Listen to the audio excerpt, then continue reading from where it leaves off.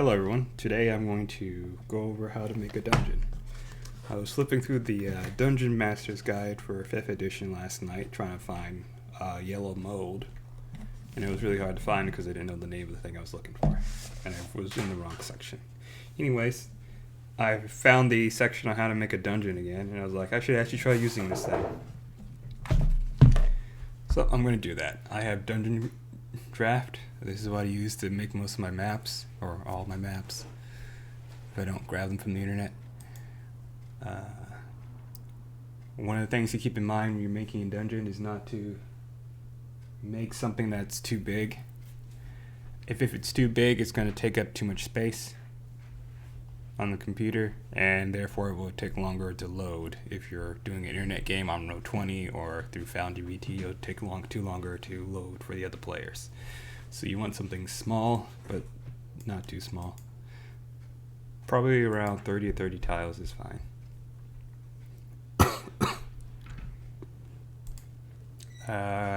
If you're not familiar with Dungeon Draft, there is the ability to make your own content and then put it in the game. These are some stuff I download for free from other people have made, but I'm not going to use those, so you can get a sense of what the basic passage of Dungeon Draft is. So, it's a wizard.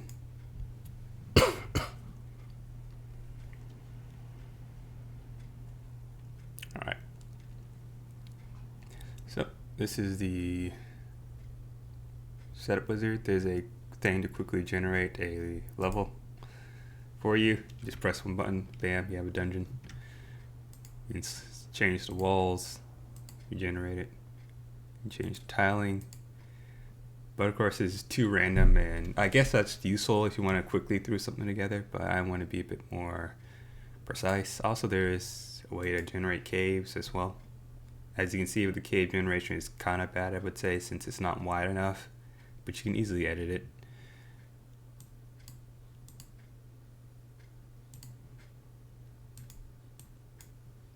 You go to design, I'm going to go to cave brush. Just going to show you how fast you just go boop, and now the thing's bigger. Since these are all 5 feet squares, these are all generally 5 feet squares by default. I don't think there's an option to really change it.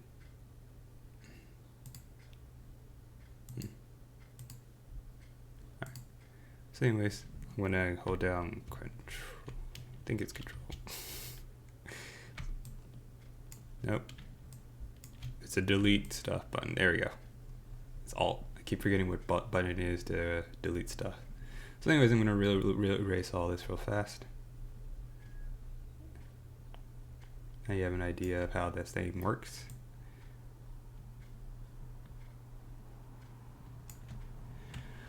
Alright. So step 1. I'm going to read a little bit of the book since I didn't actually read it.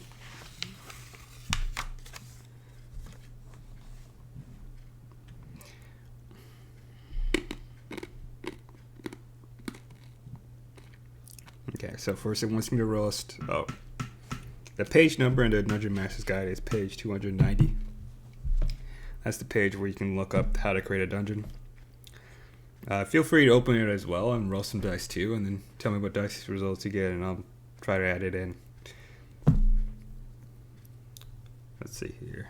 I do want some music. That's oh, I am also prepping for a Witcher easy mode one shot. Oh no, I don't have music in this one. Oh well. So I guess I just have to listen to my voice most of the time. Alright, so then, let's see here.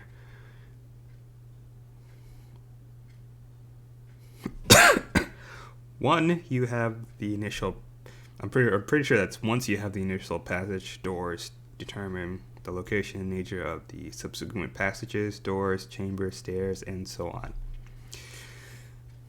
So, I would say when making a dungeon, let me actually open up a Google Doc so I can take notes as I work.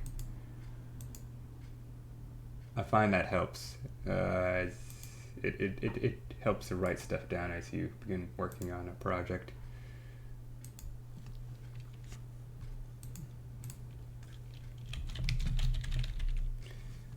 dungeon. Alright, so things I want in my dungeon. I'm actually not sure what kind of things I want in my dungeon just yet. And this guide doesn't really give you much of an idea what kind of theme or what you want to base your dungeon off of. So, most dungeons are either created by some evil wizard or a dragon took up hold in there, or maybe it's a old dwarf cave or some old ruin of an elder god or someone who worshipped an elder god. But let's see here.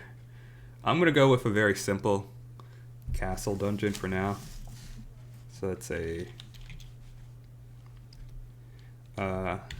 castle ruins. I'm gonna put dungeon theme, and I'm gonna put castle ruins down here.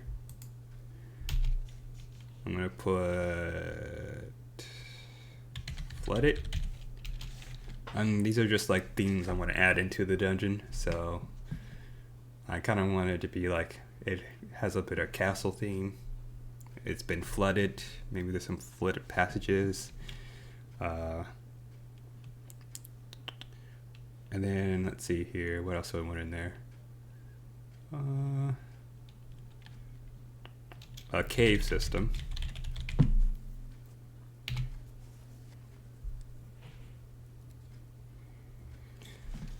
Let's see here. And then most dungeons, something has moved in and taken up hold there, much like a dragon does when they find a cave or some sort of ruin, or what goblins do. Something like that. So let's see here.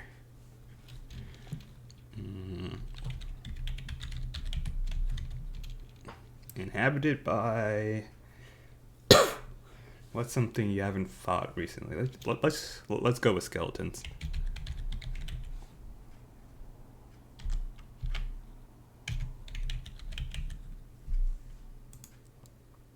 Alright, so those are the themes I want to try to include in there.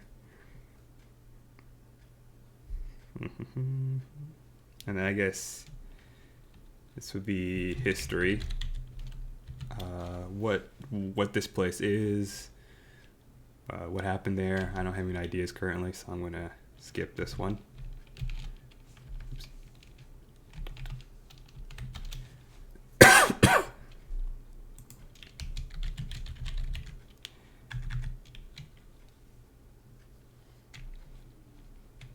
Then I'm going to write down probably dungeon loot, because, you know, there's got to be something valuable in there. This is probably something I'll tell the players ahead of time, or not tell them, but put in them this little section to give me an idea what kind of stuff I want in there. So, magical weapons.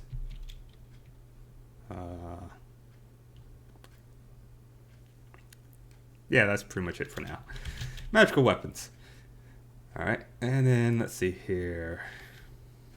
What do they call it? Oh, adventure hook. This is the adventure hook, the thing you tell the players to hook them into going into the dungeon. So here I'll probably just, normally adventure hooks and stuff have like more than one. That way you can easily get everyone interested. Not all the time they'll be told to the players through an NPC, so you'll probably want a few mentioned by an NPC, a few mentioned by an NPC off screen, like beforehand, and then like maybe the players just stumble upon the entrance. So NPC hires players to search dungeon. NPC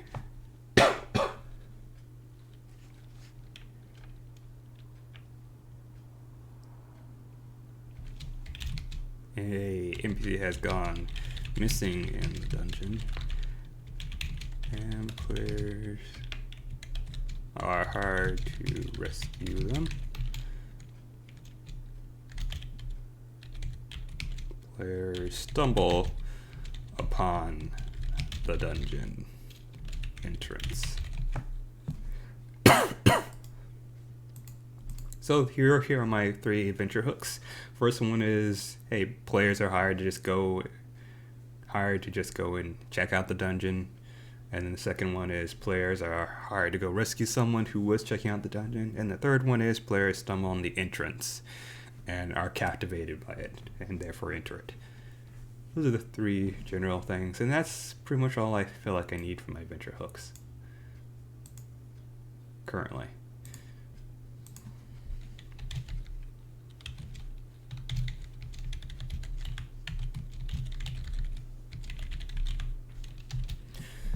All right.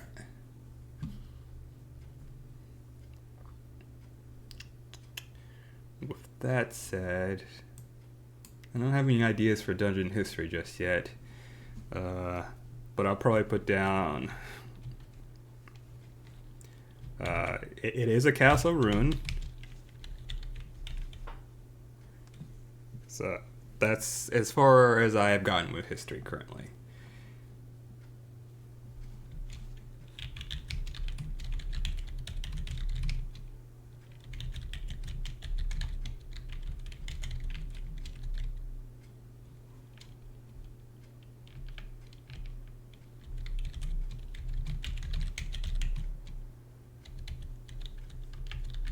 And I'm coming up with this on the spot, so it's a castle ruins.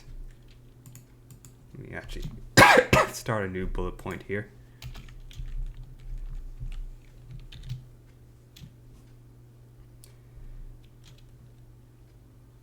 It is infested with undead. Yeah, I don't think I need another bullet point for that. It is infested with undead, skeletons, /undead from those who have died trying to, I guess, plunder its riches and the owners or defenders. And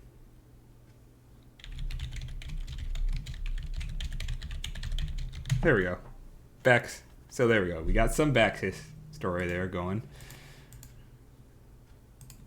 So we got some some backstory. It's a castle ruin. Don't know much about that. What else do I need? Loot should be magical weapons, and then maybe treasure map for more adventure, and then maybe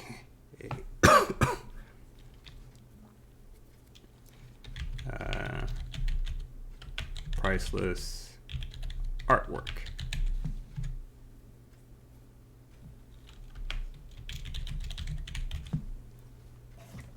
Okay.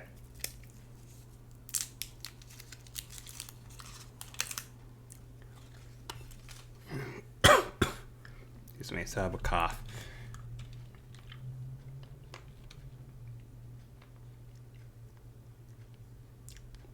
All right. Now then, back to the Dungeon Master's Guide. Now that I have satisfied my note keeping on what I want and the thing. Alright, starting area. Starting area produces a chamber or a set of corridors at the entrance of your dungeon.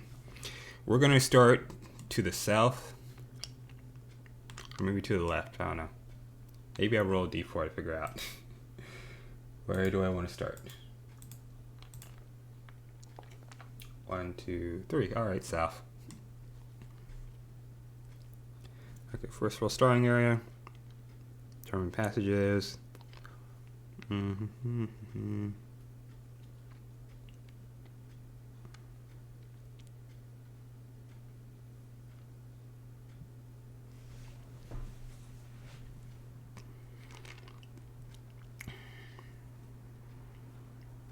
Okay, so the book also recommends if the dungeon goes off the page, either curve it around so it doesn't, or make a new dungeon map and go from there, which is what I'll probably do.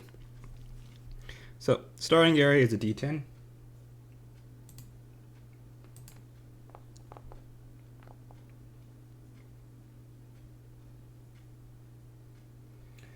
I got a result of 4. So the thing should be rectangle of 80 by 20 feet. So these are, so the numbers right there is counting the number of squares that are going across. And I just feel it's standard to just use 5 feet for each square. So this square is 5 feet. It's 1, 1. That means it's a perfect square. And then this is 2, 2, because there's two on the row, 2 on the column, and so on. So I need an 80, which would be 8, and then 20. Oops. Which would be like this.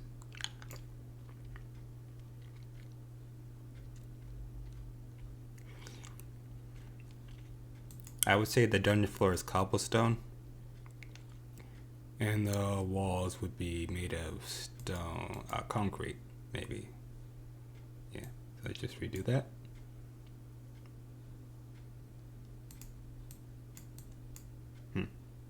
My mistake.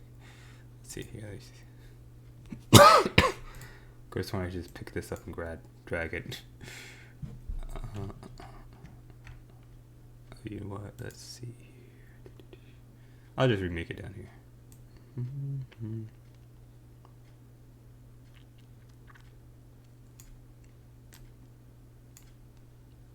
That was weird.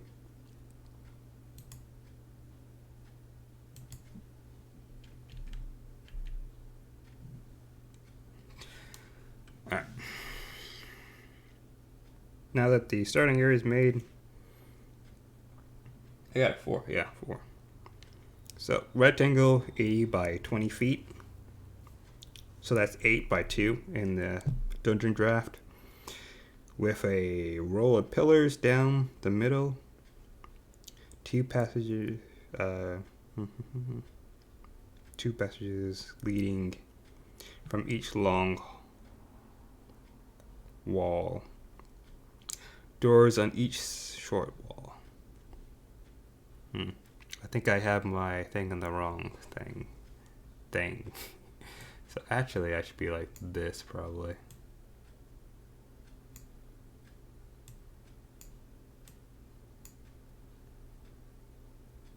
That's 1, 2, 1, 2, 3, 4, 5, 6, 7, 8, 2. All right.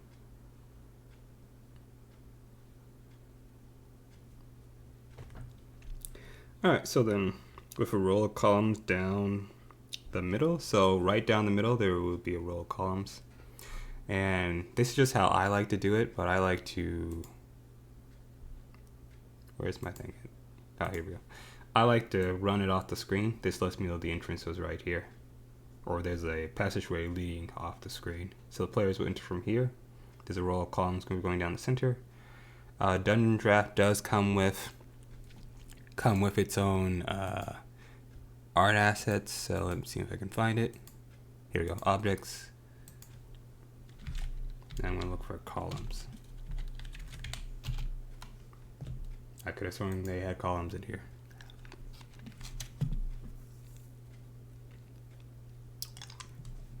Pillars is probably what I'm looking for. There we go. So I have some options for pillars. I'm probably not going to use wooden. Or maybe I should use wooden.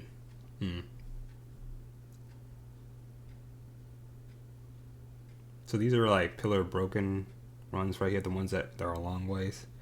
The ones that are just like this, these are the ones that are still working.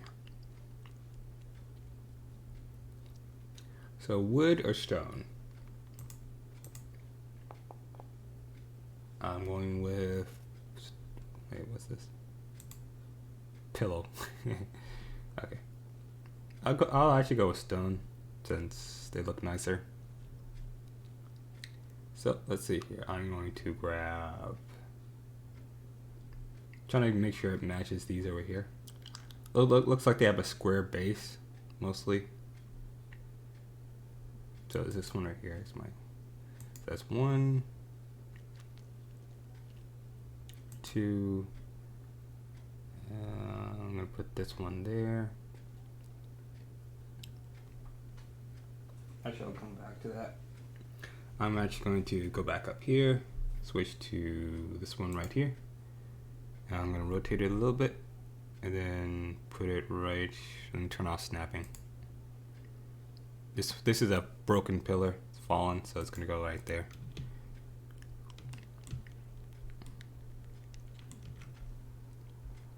Probably not the perfect way it should break, but that's what I'm going to do. So I skipped one space each time, so this one should actually go right about there.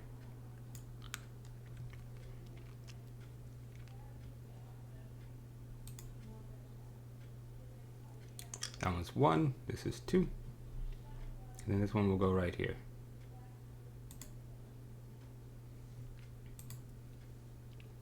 Alright, and then the second part of the description says there's 2 passages leading from each long wall.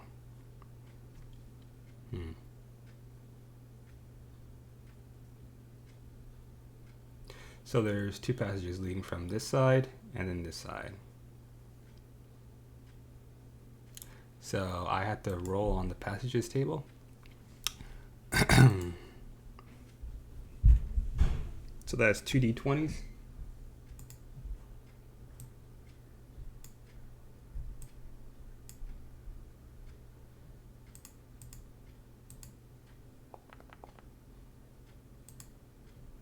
I got a 15 and a 3.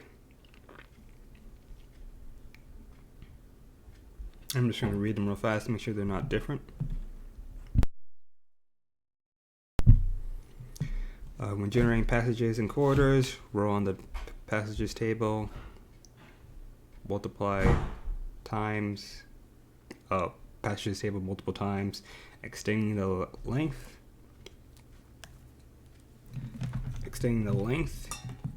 branches of any open passage on the map until you arrive at the door chamber.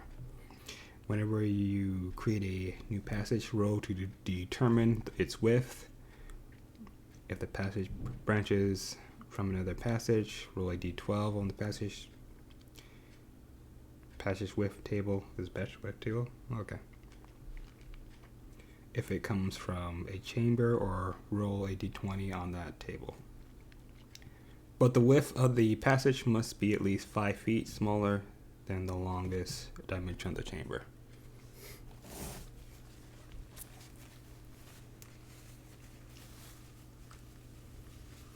Alright. Basically, I rolled on the passages table. This contains the width, but not the width of it. Wait, no, I said the length, but not the width. Continue straight, 20 feet, door to the left, then an additional 10 feet ahead. Is what result number 4 was, as an example. I read the wrong result. So continue straight, 20 feet. I wrote a 3 on the right, so I'm going to put this one right here. I'm going to turn snapping back on. So continue straight for 20 feet. That's... Did I do that math wrong? That's 5, 10, 15, 20, 4. Alright, I need to go back to the starting right area. I think I did the math on that wrong. So if each square is 5 feet, and I'm supposed to go, a corridor is supposed to be 80 feet, so I probably did this wrong. That's 5, 10, 15, 20, 25, 30, 35, 40, 45, 50, 55, 60, 65, 70, 75, 80. So this is how long it's supposed to be. 5, 10, 15, 20. There we go. Minor error, easy fix.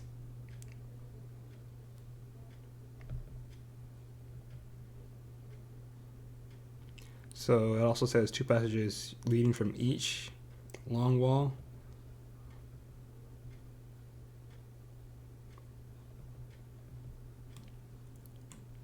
And then it says there's doors on each short wall. So I think I guess I have to put a door here.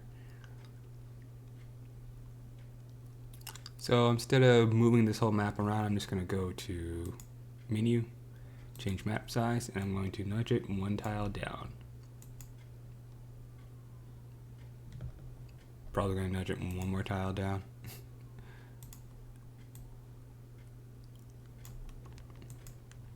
There you go. I might need a bigger map.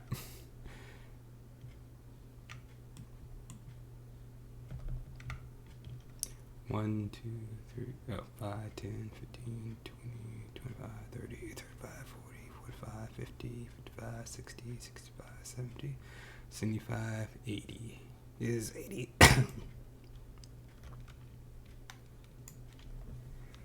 Yeah, jeez.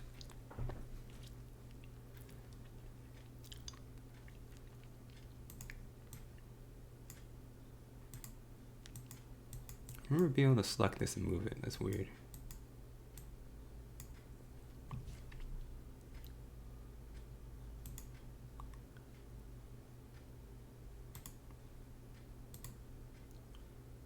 I'll just remember to move it 2 feet.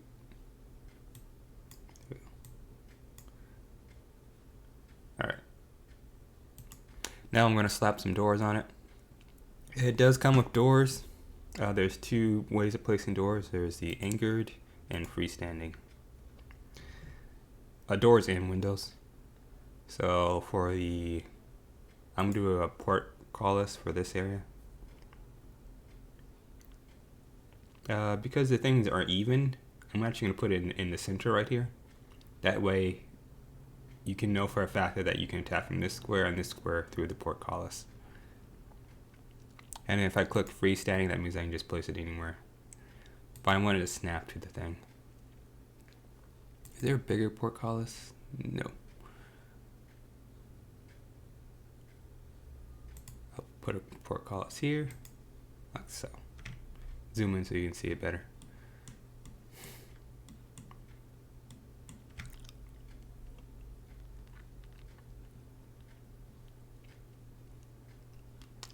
And then I'll probably put it like a heavy door at the very end here.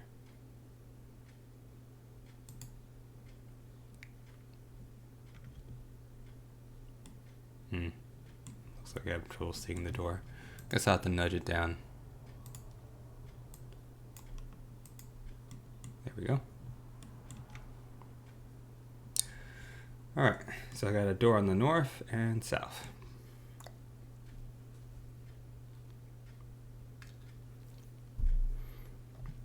Then it wants me to have 2 passages from the 2 long walls, anywhere along the long walls. 1 door on each of the short walls, which were these parts right here, and any long passages going from the long walls. At any location I want.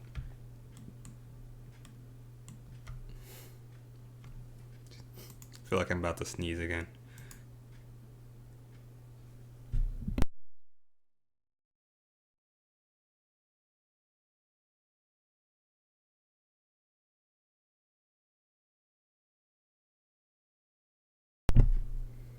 I forgot to use hashtags.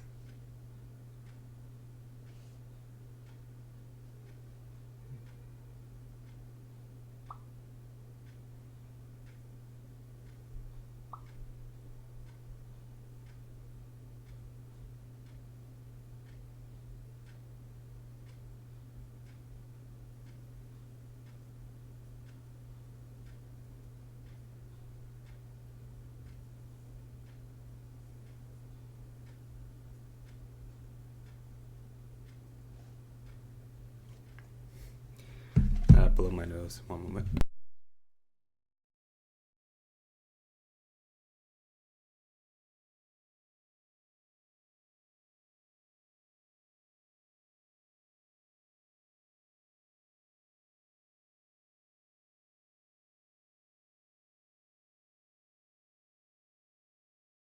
The best part about working in a digital program that is focused on the thing that you want to do is that there's plenty of features to help you easily move stuff around if you do a air quotes mistake.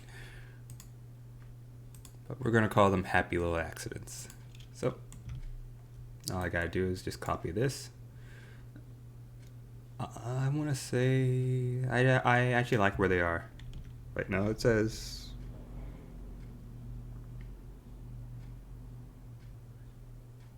row of pillars down the middle. So maybe directly down the middle, like so. Copy, paste.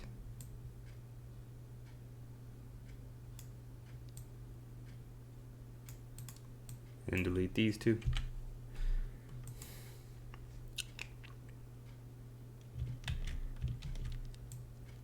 Oops.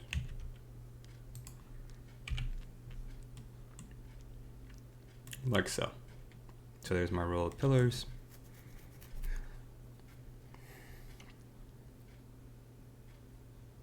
Now I need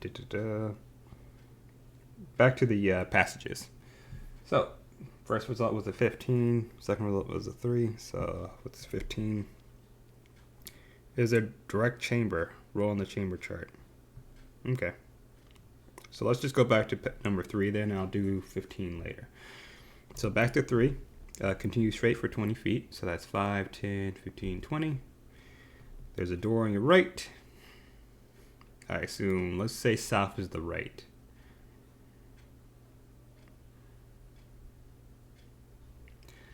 Yeah. Since you're heading down the path this way, it's probably that means the door right there. So let's go to our doors.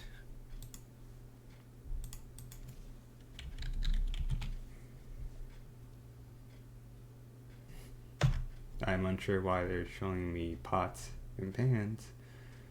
These are broken doors. I'm actually in the wrong area. Why did I go over here? There we go. Portals.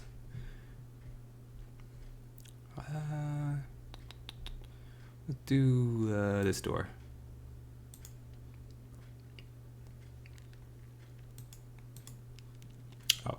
Oh, this is the building tool. It combines the wall and the floor tool. This is just the wall tool, so you can just draw walls like that. The issue is that they don't combine. So this is how you free draw walls without them automatically combining like they do over here. Same thing with the floor tool. Just it's like free drawing, and they don't like combine. They just overlap like so. And then you can select them and move them around. But I like to do the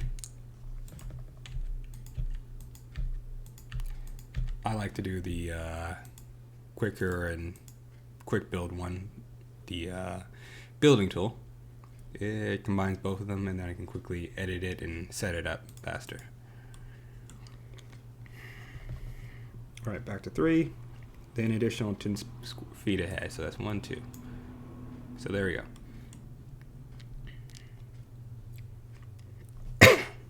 Now back to 15. 15 says chamber. Gotta go to the chambers. Oh wait. I don't think this tells me my passage width, so I should also roll on the passage width table. I gotta reread the description again. Whenever you create a new passage, roll to determine its width. If the passage branches from another passage, roll a d12 on the passage width table. If it comes from a chamber, roll on the d20 table. Okay, so it's a d20 if it's a passage coming from a chamber. Is the starting area considered a chamber?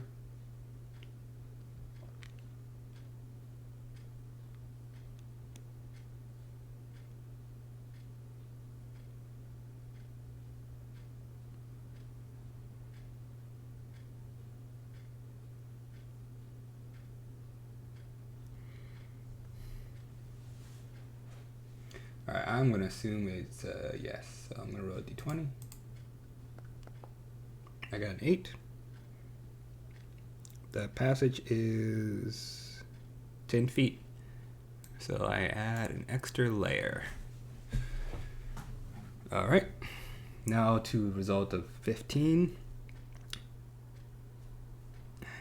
chamber on the chamber side. Chamber on this side. So I need to go to the chamber section. Now that cough is so bad. Whenever I roll on the table indicates a chamber, use the, I'm making sure my mic was on. Use the chamber table to define its dimensions. Then roll on the chamber exits table to determine the number of exits. For each exit, roll on the exit location and exit type tables to determine the nature and the placement of the exit. Use the tables in the stalking a dungeon room section to determine the contents of the chamber. That's the next page over. So then, first step, figuring out what chamber I have. 1d20. I got the result of a 16. It is a circle 30 feet, diameter 1. Cool. Luckily, there is a circle tool, so you can easily make a circle. I know, right? Pretty wicked. And then you can make a square. It combines, so that's why I like this tool. And then, of course, this is the free shape one. So now I can make this weird shape like this. Let's see here. Oop. And then move it there. It didn't combine because they're not overlapping enough, but if I do this right here, there we go. So that's why I like to use this tool, this building tool method, because it's a lot faster.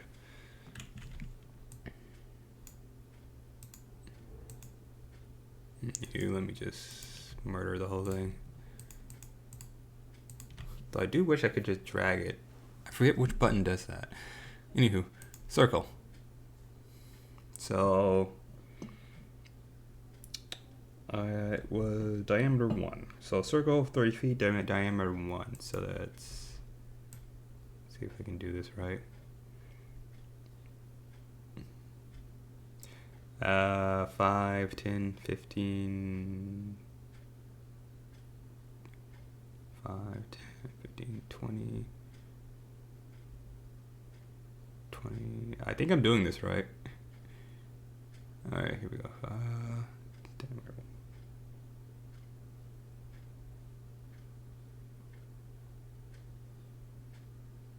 Oh, the one there is telling me which chamber exits to use. Okay.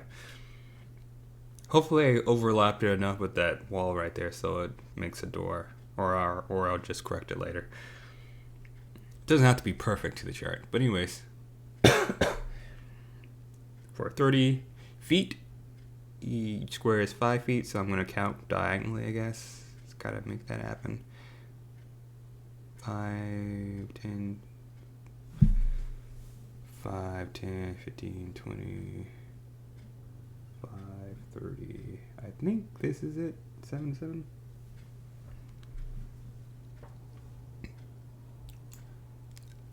I think that might be too big. Let me just check it real fast. 5, 10, 15, 20, 25, 30. Okay, so it should be 6 squares across.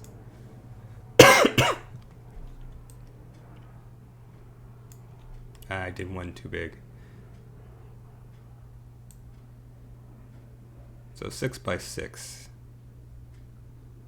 There we go.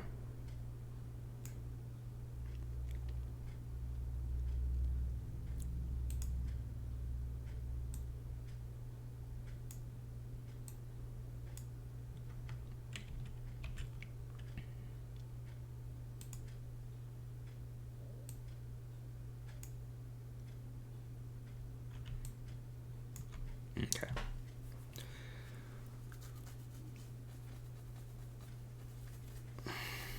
This is looking pretty interesting now. Yeah, so of course I need some doors here. But first I'm going to run the exit table to see what it says. So use the normal chamber column on the chamber exit table. Chamber exits, normal chamber column. I need to roll a d20. I got a 1.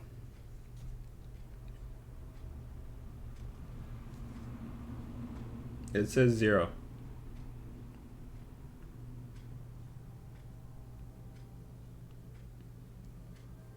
So I guess there's only one entrance to this area. Okay. And it's this right here. Interesting. So I'm going to go to doors, and I'm not sure what this room is currently, but I can easily swap out the doors later, so I'm not concerned about that. I'm just going to slap in some doors. I have to turn off anchored, and then I right click to rotate it around. Put it there and there. That looks a little weird to me, but you can't really do much to fix it. These are like snapped in places. If I had the doors in the objects over here, I could easily resize them, like so. Just a quick example. Easily resize them. So the standing door portal tool is limited, but if you make the doors an object, you can easily customize them to the proper size of a door right here. So I could easily resize it to fit this door. So let's see here. However, I'm coming up with a creative solution here. What are you doing? You go put it there. I'm gonna go to here. I'm gonna go to the. Oh, I could also make a wall. I can't edit this points. They're not compatible. I can make a wall from here to here. It's snapping.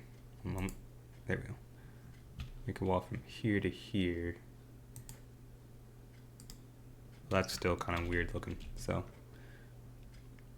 I'm going to go back to the building tool. I'm going to edit points. I'm going to move this here. Oh, let me turn on snapping.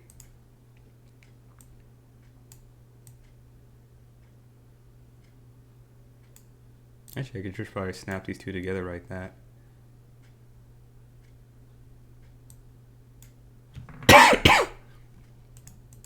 Hold on one second, I'm just going to delete that door.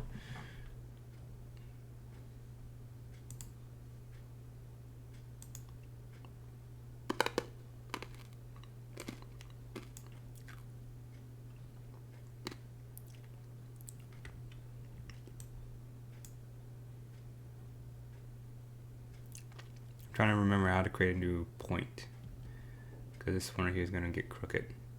I just move this one up. No.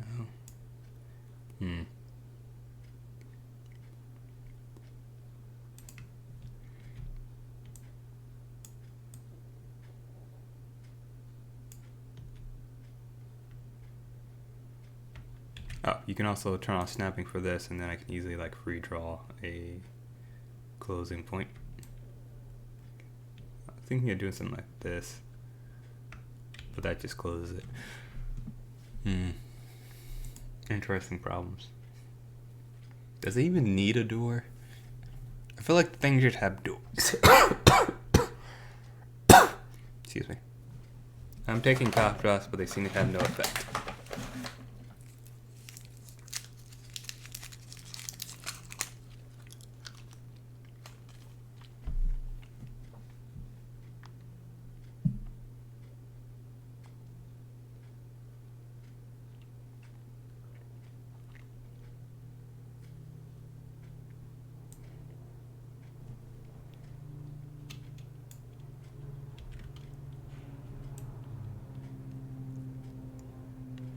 Oh, there you go. I can create. No, that's not it. This one is a macro from creating a new point. All right.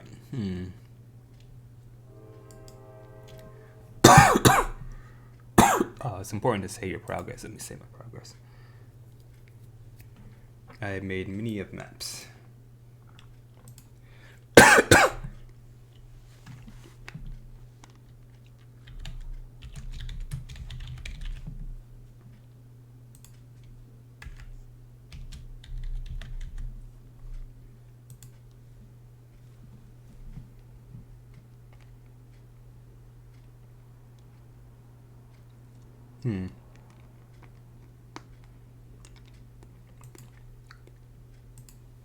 Oh, I could always use this one right here.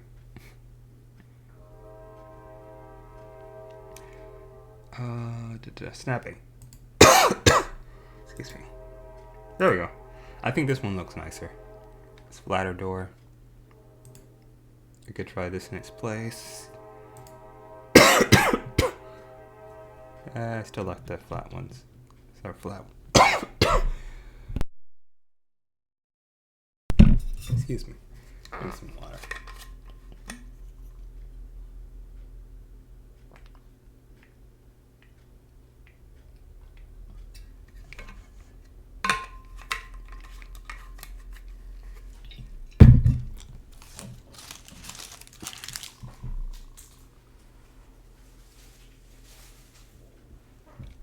Alright, now that that's done finally.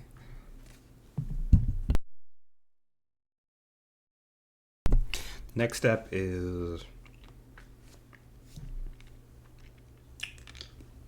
So there's no exits over here. There's an exit there, an exit there.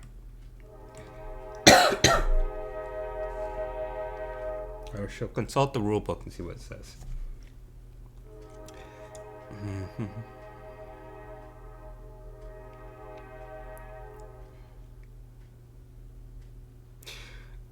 When you have initial passages and doors, determine the location and nature of the subsequent passages, doors, chambers, stairs, and so on. Each of them generated by rows on different tables. Following these instructions can lead to sprawling complexes that blah blah blah. Establish limits ahead of time.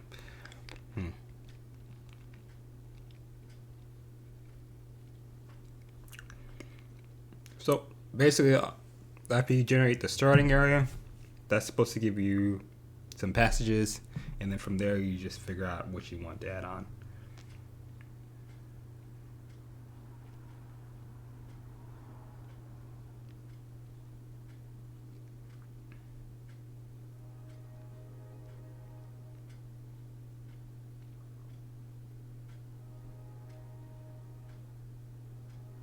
Oh, I'm supposed to roll on the door table.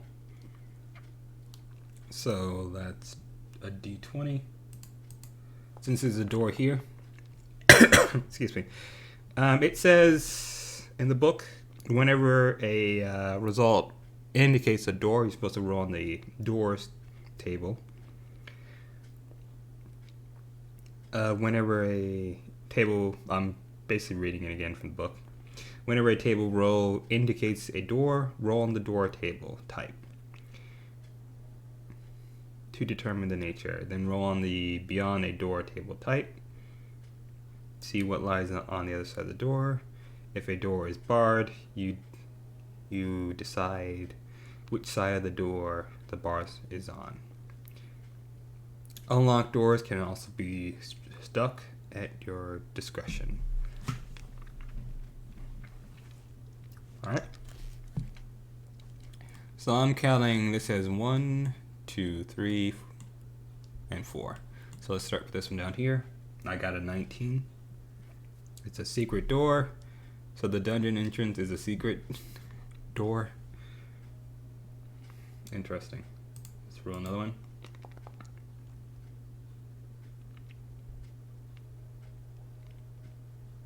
I got a 20. Secret door, barred or locked. So this one right here is a locked door.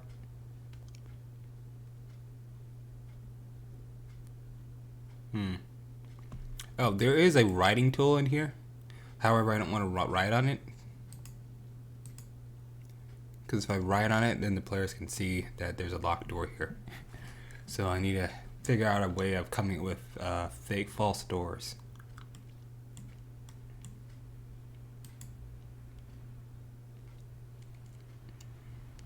Wall.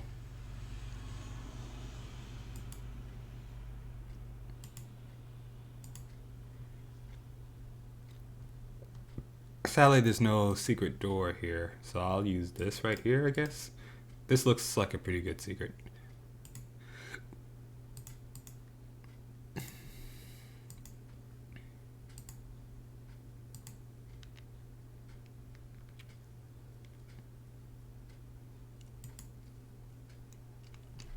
Actually, no, I should probably just delete it and then make the room beyond it.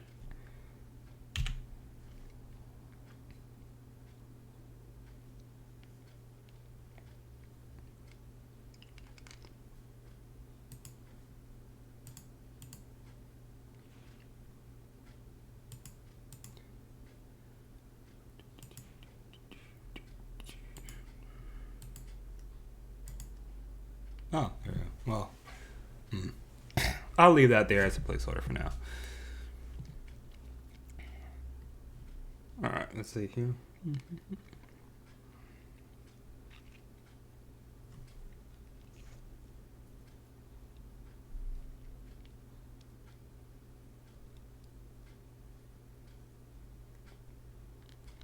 Actually, I probably have to go with this. So my idea is to like import it into Foundry VT. I'll show you that process, but if I don't have a wall here, it's not gonna line up the wall for me. So I have to put the secret door in there, and if I do that, the players will easily be able to see that this is not the same part as the rest of the wall. But of course, I can always just say, nope, there's no door there. Too bad, you failed your roll. So I'll just do with that logic.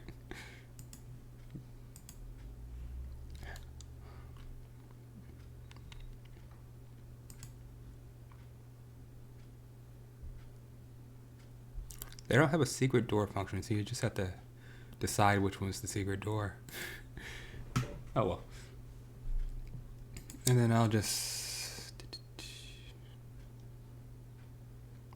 I'm about to sneeze again, 1 moment.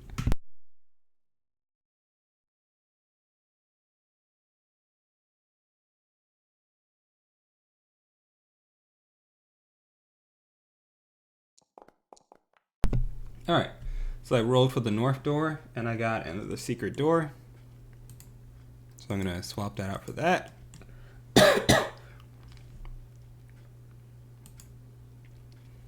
Oh, you know what? I could put stuff in front of it. That'll help. So if I go down to objects, oops, up to objects, why do I, here we go.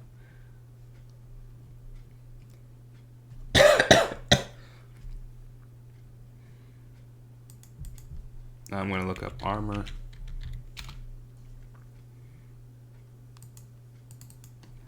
Okay, statue.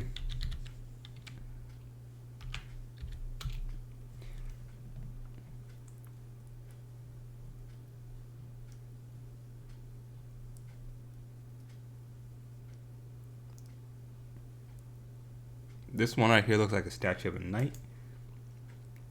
And then I'm going to put a statue in front of all these doors to help me remember that these are secret doors. And then when the players figure out the door, I'll say it slides to the side. Can't actually do that since this will be permanently placed on the map. But you get the idea. So I'm gonna scale it up to the size of the door, probably to block it. Yeah, like that.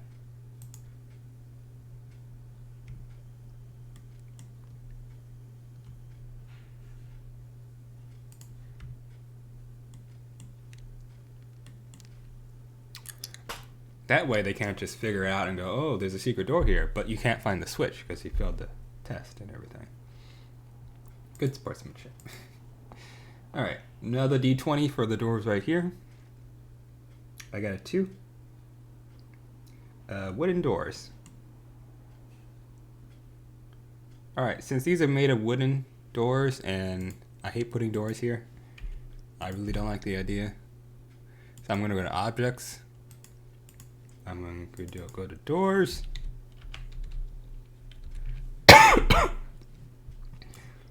And then I'm going to pick these doors right here are essentially on the ground, lying down because they got knocked off the hinges. So this one right here clearly is broken and fallen. This one's a fallen door, and this is the fallen door. This is the one I'm going to go with.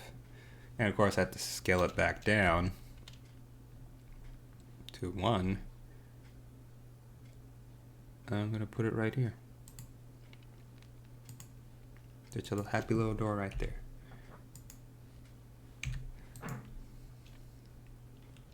Now I'm going to turn off snapping to make sure I get it. I want it a little bit more awkwardly placed, but still kind of like in the area it should probably be at. So maybe like that. I'm thinking like, nah, I guess like straightforward is probably more. If someone was ramming in the door, it would just fall straight. I think I have it upside down. I feel like that would be the tops and this would be the bottom. The bottoms would be flat. Alright, there we go.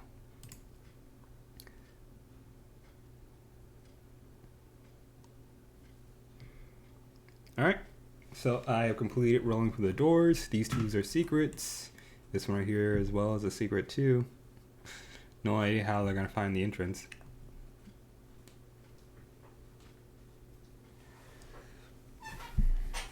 I'm actually going to put that in my notes. Pulling up the notes.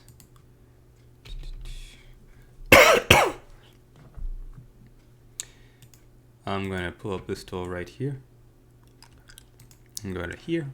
I go to, I believe purple is the best one to read. Easily readable throughout the map, so I'm going to use purple. I'm going to go here. I'm going to name each area so it's easy to figure out. So this one right here will be, this one will be here. This will be area 1.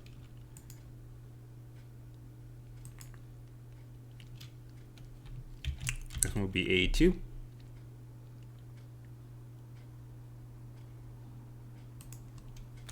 A3.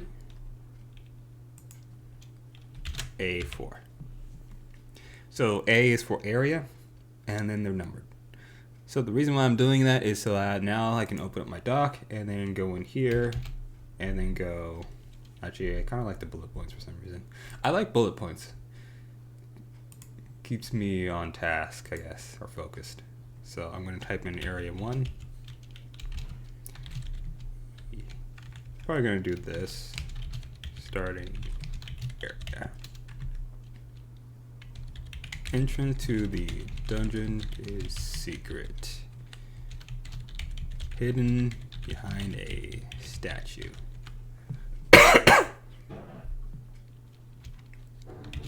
Statue is of a knight.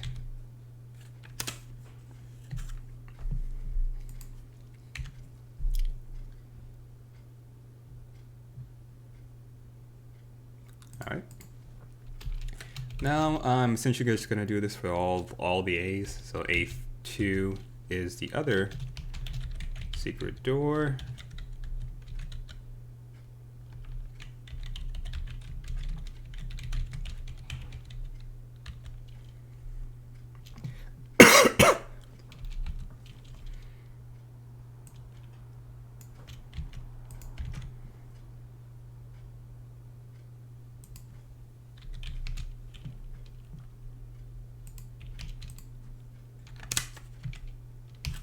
DC, I would say 12.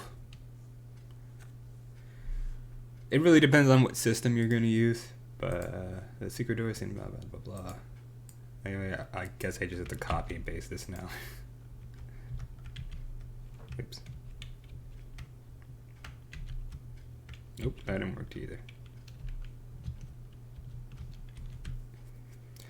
Change this to A3. Oh, actually, this would be A4.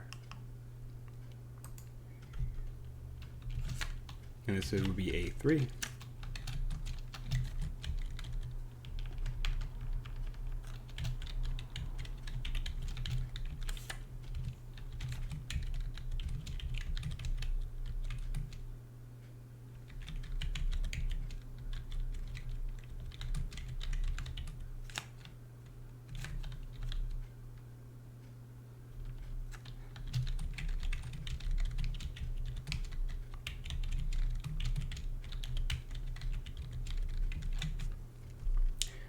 Alright, so I don't exactly know what's in these rooms. I'm trying to be not super vague, but, you know, trying to give them proper descriptors. So I'll probably go back through and change the actual names for these starting area. Like the starting area, I'll leave that one alone since that's where the players will start.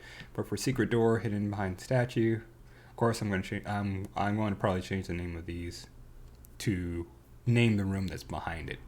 So this ends up being the armory. I'm going to say secret door to armory or something like that to help me find it faster.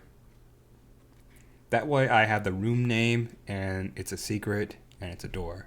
And that way I can do Control F and then look for it like that. Alright. So now that that is completed, I have figured out what all my doors are.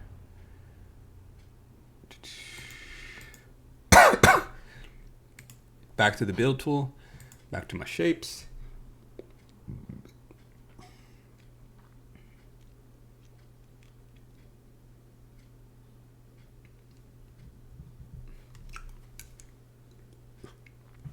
Now I need to roll in the chambers.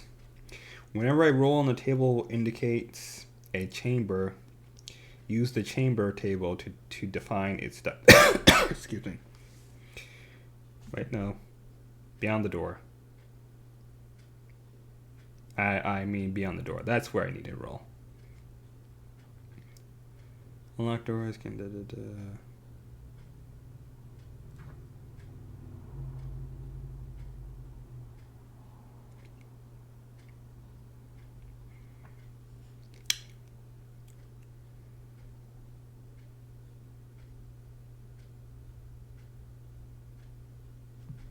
I think I should roll on the beyond door. I guess ultimately it is up to me what chart I want to use at what time.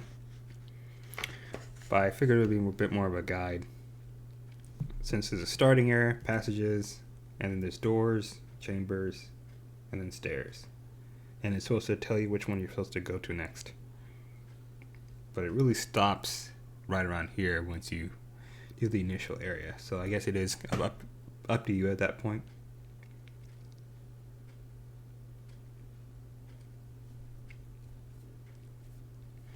So I guess for these two right here, since it doesn't really tell me when to roll on beyond the door, I'm going to double check, see if it's in there somewhere.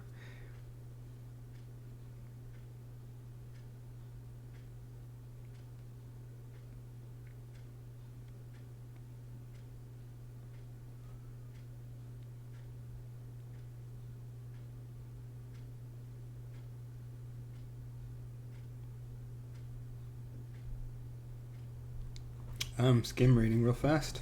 So from the looks of it, there isn't any definitive next step. So yeah, I pretty much have to do whatever I want to next. So I'm going to go with, just bothering me, textile, move over here. I'm probably going to put something directly behind the door, so I'm going to move that to the side a little bit.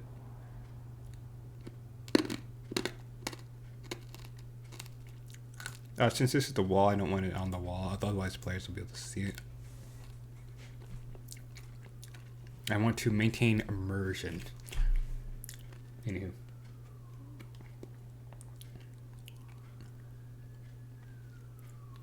Alright, so beyond the door, that's a D20.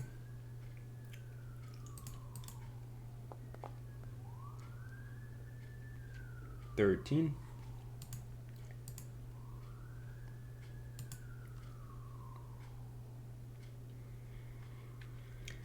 With a result of a 13, it says there's a chamber, roll on the chambers table.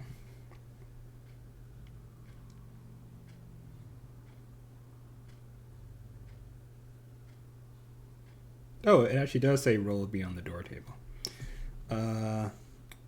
Roll the door type, and then roll on the beyond the door table to see what lies on the other side of the door. If a door is barred, blah blah blah. I don't need to read the rest of that. I just forgot it since I've been doing a bunch of other stuff. Alright, so chamber. Roll on the chamber table. That's another D20.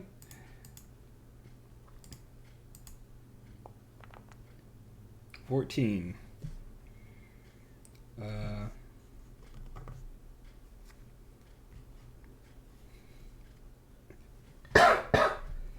I got a rectangle 40 by 50 feet.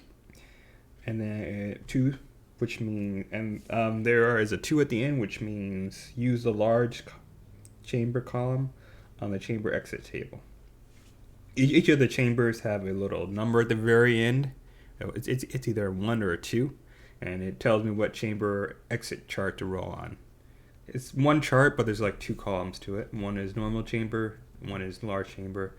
Essentially, the normal chamber has less likelihood of there being a door or as many doors versus a large chamber, which has a higher chance of having doors and more doors.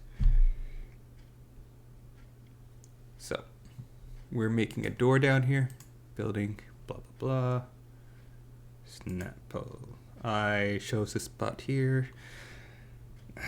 Rectangle. Do I want to do like a little taper there so I can have my note right there? I kind of do. Or I can always just build it. No, because then the wall will still be there. Okay, yeah, I'm gonna do it like this.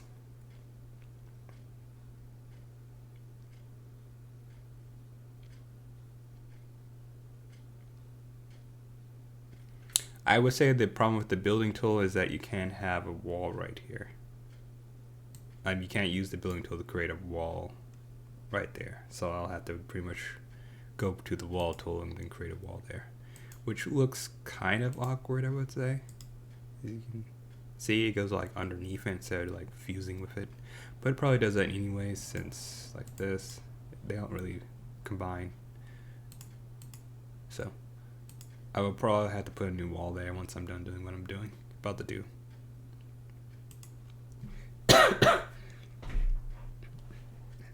So, rectangle is 30 by 40. 30 by 40. Oh, excuse me. So that'd be 30 down and then 40 across.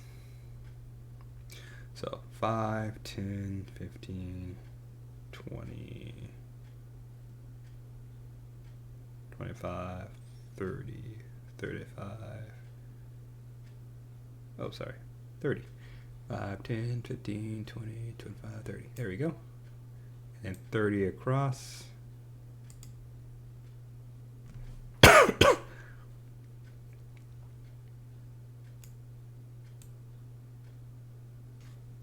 Oh, sorry. 40 across. 5, 10, 15, 20, 25, 30, 35, 40, 45, 45. That goes there. Then I need to go to my walls. I'm doing stone. I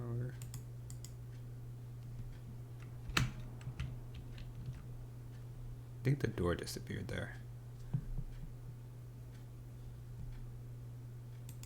I was doing concrete.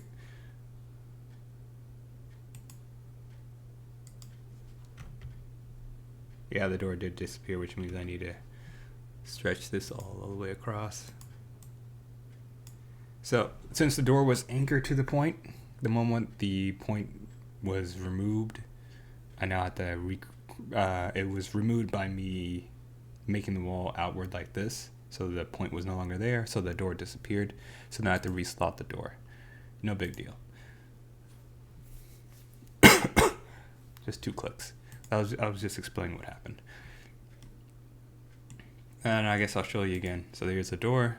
If I do this, the door disappears because there's nothing anchoring it there. Even when I put it back, there's nothing there.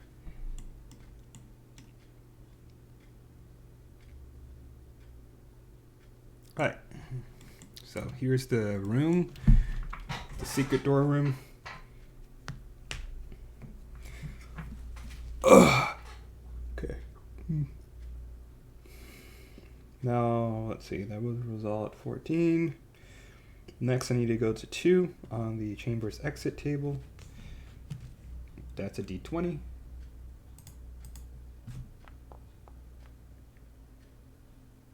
I got a 16, that's good. An actual result, I got 3 doors on the large chamber exit.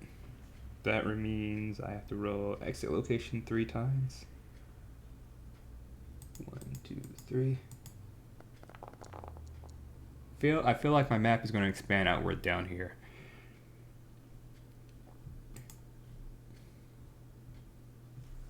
So first result is a 13. Wall right of entrance.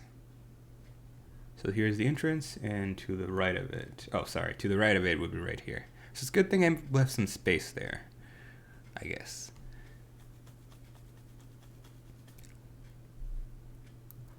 Oh.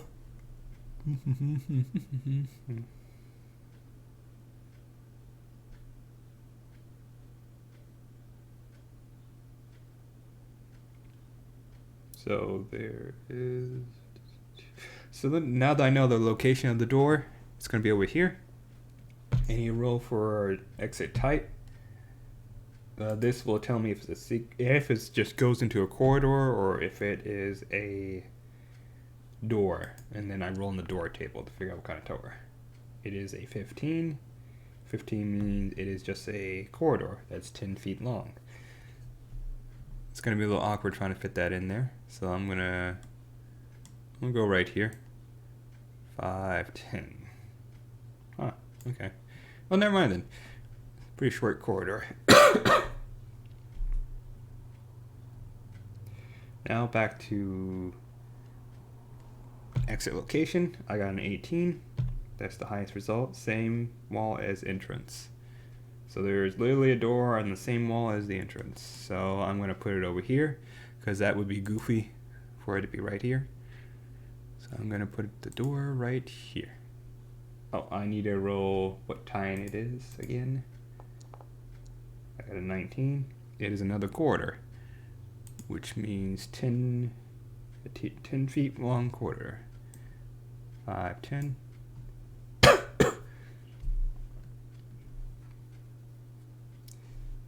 Now I have a 15.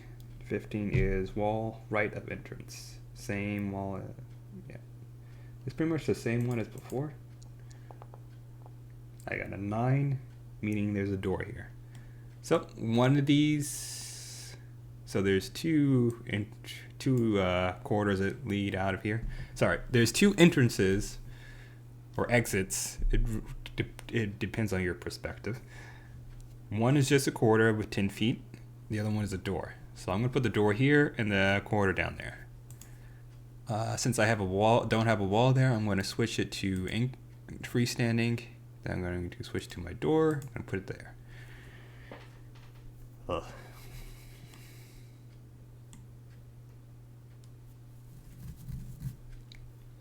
And then I'm going to update my notes for A2. I think it's a good idea to move to update as I go.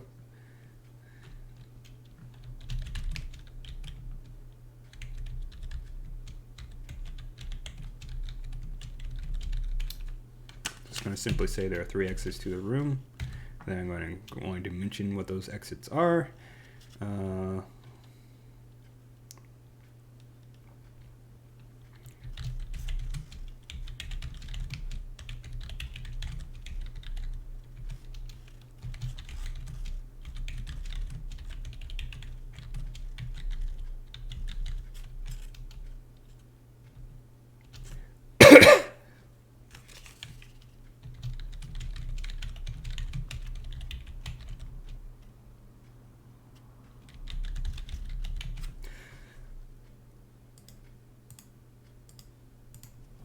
Oh.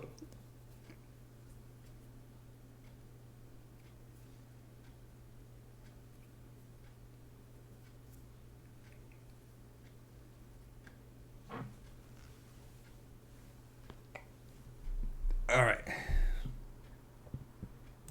Next step is to roll on the door table for this one right here. That's a D20. 17. It is a portcullis.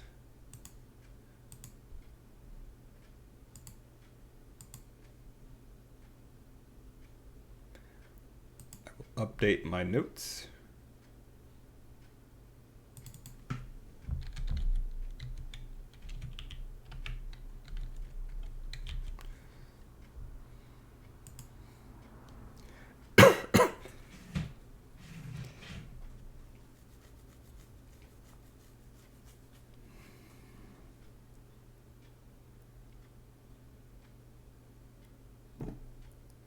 Then I'm going to roll on the beyond the door for this one right here. And then I'm going to change the result depending on what happens next. I got a 2. Patrick extends for 10 feet, then T sections extending 10 feet to the right and left. I don't really have space for that right there.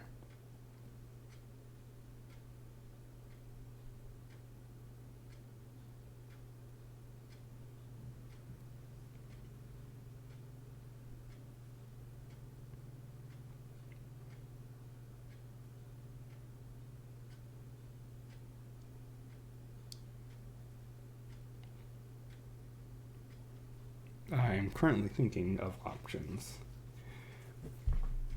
Seems like I could just make it a room and call it a day. I could wrap it around.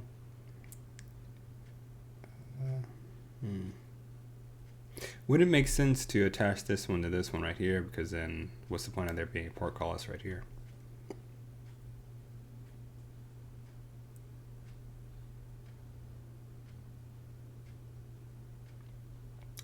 Well, that's the issue with complete randomness. So you need to do a bit more ingenuity on your own part. So I'm going to actually I'm going to make it a small t section is what I'm going to do. I'm going to compromise. I'm just going to do a little bit of t right here.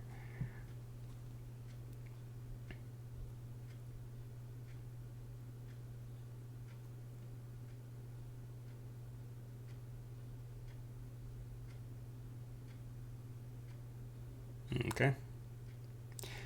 Now I'm going to roll for this one right here.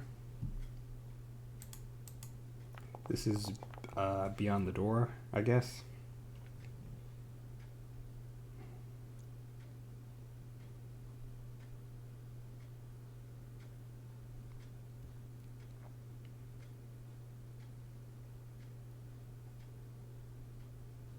Actually, you probably should go with...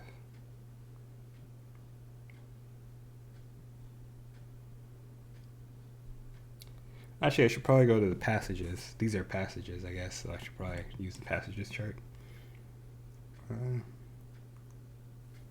My result is 18. And no matter what, I'm going to force it to go to the south.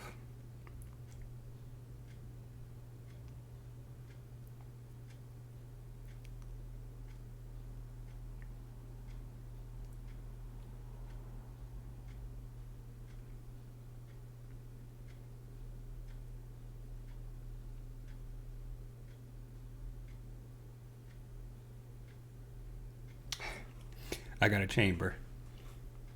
I was trying to avoid putting another chamber right here. So I need to roll in the chamber chart. And then depending on what it is, I'll shape it probably to fit right here.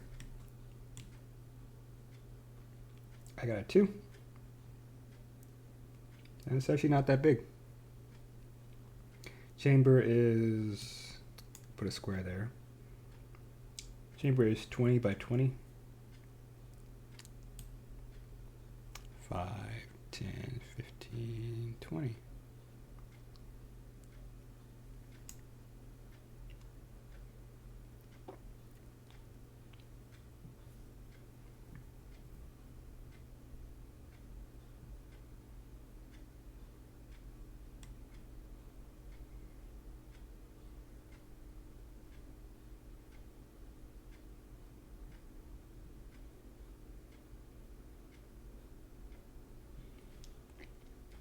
Now I roll on the normal chambers chart, which is D20.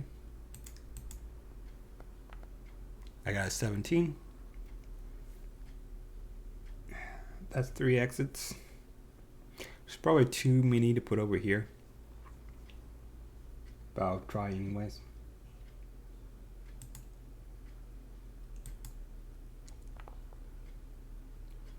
I got a 9. Oh, I should probably actually roll them all together. I'm going to redo that. That way I can easily keep track of which one I'm on. Too many rolls in this program. I got a 4. Wall opposite of entrance.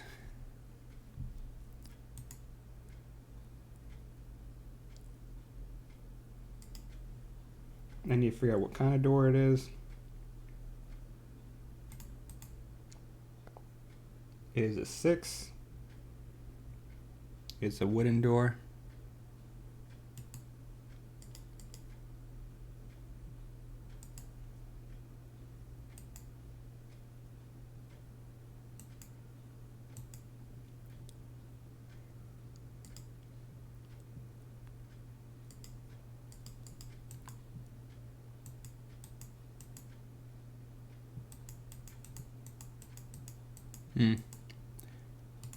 Anchored. There we go. That's why it wasn't locking in. Alright, anchored door to the south. It leads off to some mysterious location.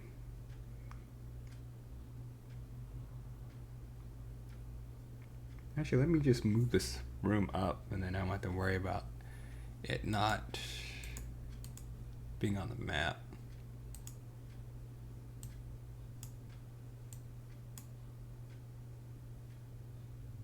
Alright, that just causes a bug.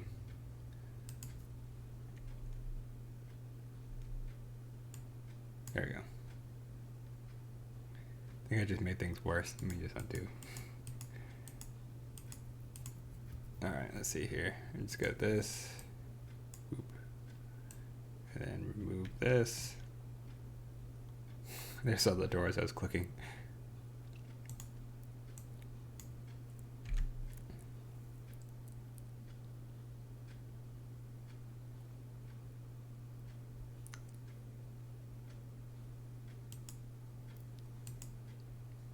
Then I'll just put in a wall right here.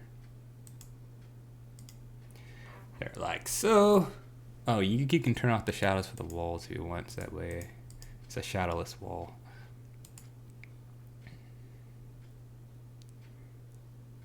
And then I'll put the door to the south here. I'll just put it directly to the south. Okay, I'm fine with that. It can't be perfect. It's a fancy editing program, but it can't be perfect all the time. Alright, now then move on. Second door result is a 17. That means it's the wall to the right of the entrance. I'm going to roll D20. I got an 8. 8 means another wooden door to the right of the entrance. Final result is an 8. So that would be wall left of entrance. Yeah, this will be this wall right here. If I'm coming in this way, the wall's right here. I got a 10. That means it is another wooden door. Alright, so then now for the what's on the other side of these doors. But first I'm going to number these areas again. This one right here would be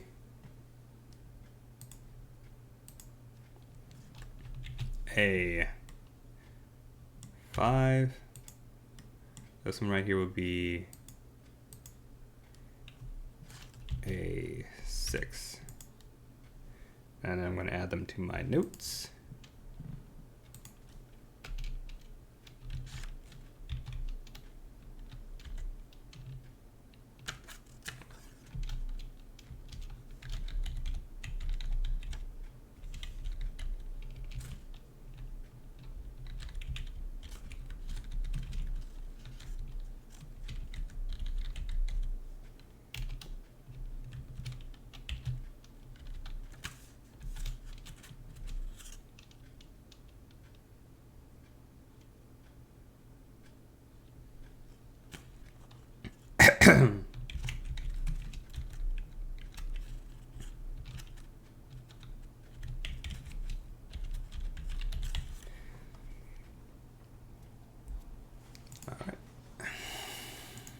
Back to building tool.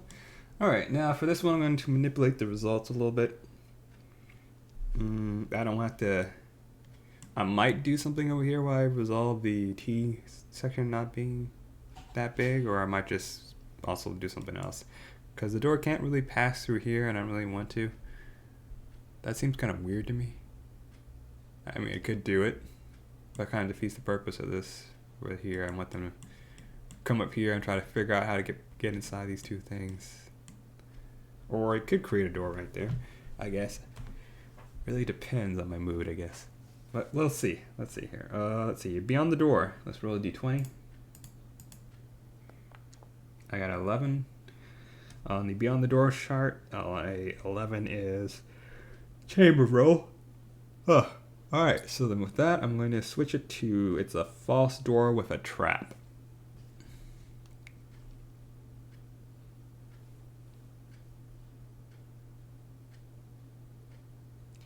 So I'm going to go to my things right here. I'm going to go T1.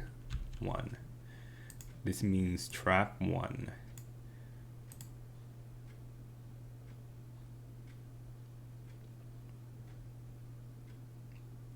I actually kind of like the idea of forcing this to be a trapdoor, because then it's like if they were paying attention, they would immediately know that there's nothing on the other side of this wall, or there's a high chance of nothing being on the other side of that wall, I should say.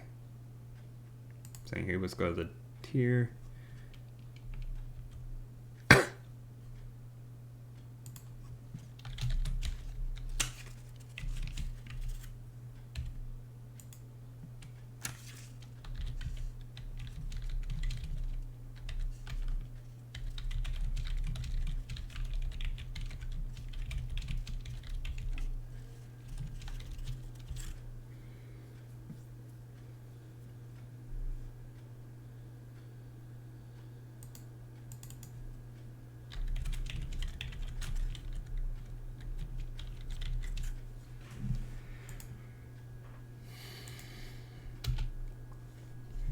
All right.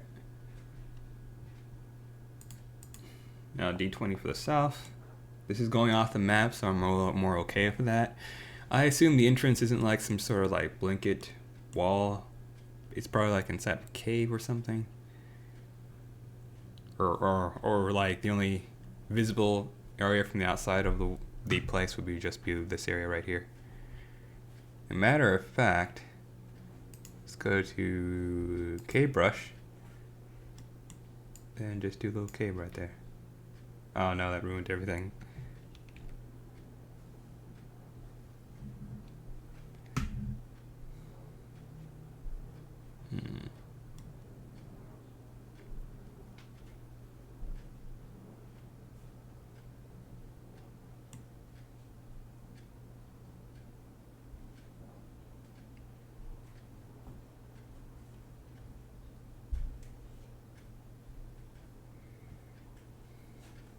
Alright then, that seems fine.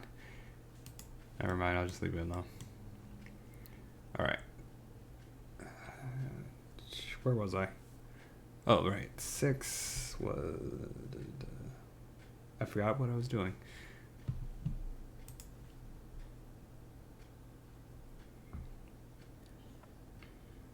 What chart was I on?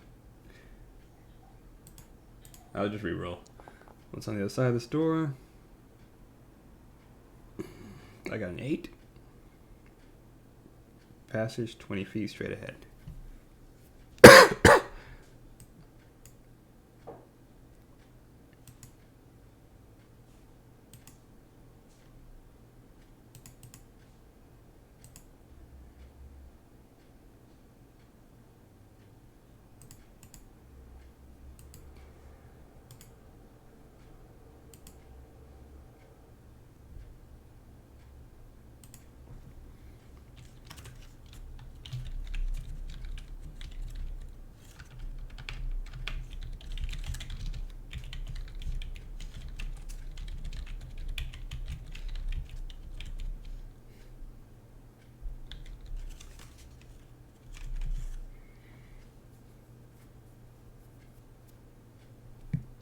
So I'm just going to leave that open-ended. Not sure what I want there, but I'll figure it out later.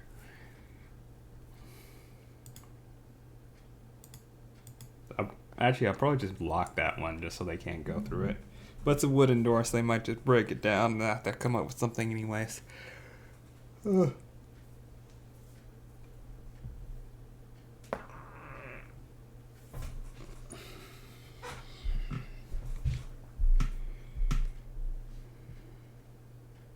I got a 5. Let's see, I'm doing this door right here.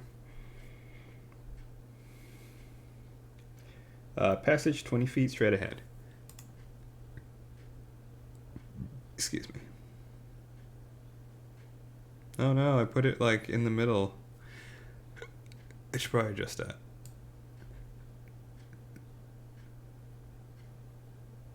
There we go. That door's gonna get deleted anyways, I know I ain't bothered.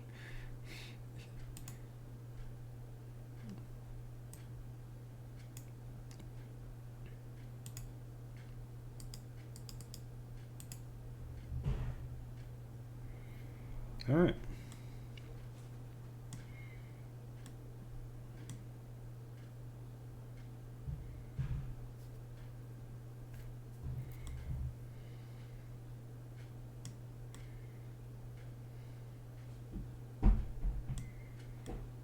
I guess I'll just keep going with this area until I run off the page. So, guess I'll roll a d20 for passage and figure out what happens next. 7. Continue straight 20 feet, side passage to the right, then additional 10 feet ahead. 5, 10, 15, 20.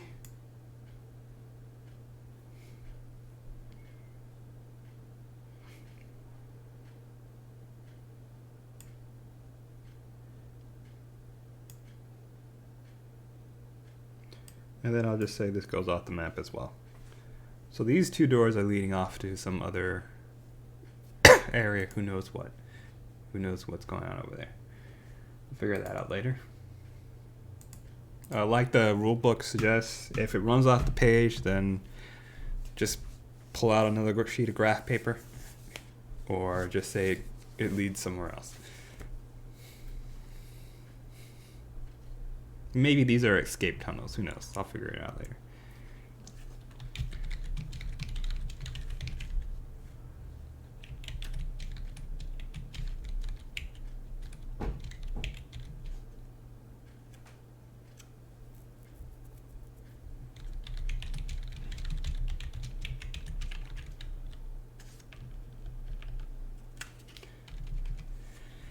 All right.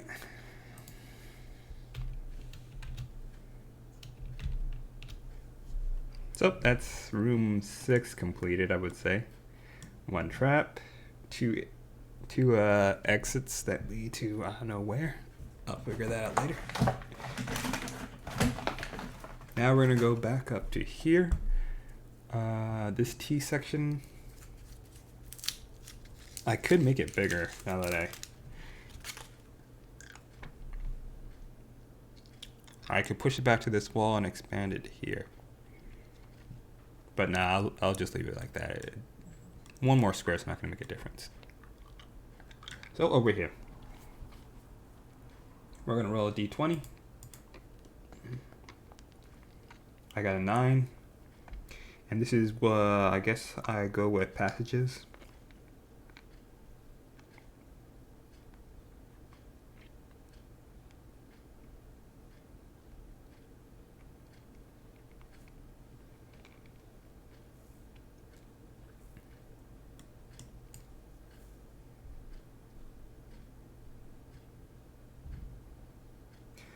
Five, 10, 15, 20. I got a result of 9. Side passage to the left.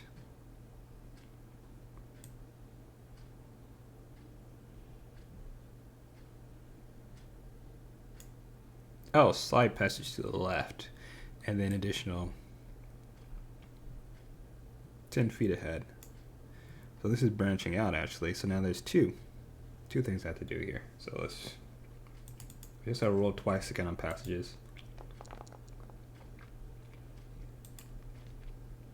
I got the same result for both. 17, 17. So there's 2 chambers over here. So I'm just going to roll twice for the chambers. I got 19 and 5. This one right here would be 19. It's an octagon? The hell? Wow, okay. Try to put me on the spot. And it's a huge octagon too, it's 60 feet. 5, 10, 15, 20, 25, 30, 35, 40. Yeah, that's not gonna fit there. So I'm gonna put it actually right here then.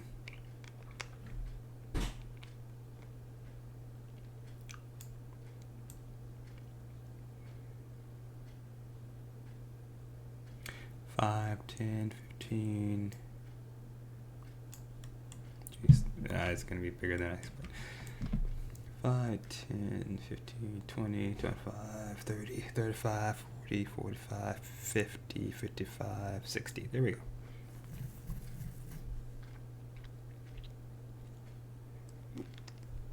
This right here is to let me know where the octagon begins, and then I'm measuring it out. So I'm going to go in the middle now. I'm going to count to the side. Jesus, it's 60 by 60.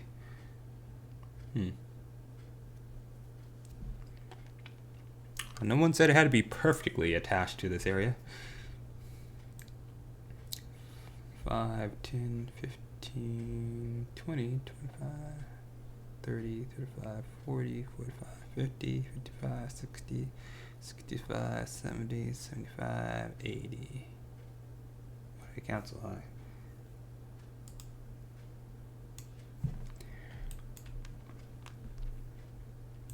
I just that's 12. So 12.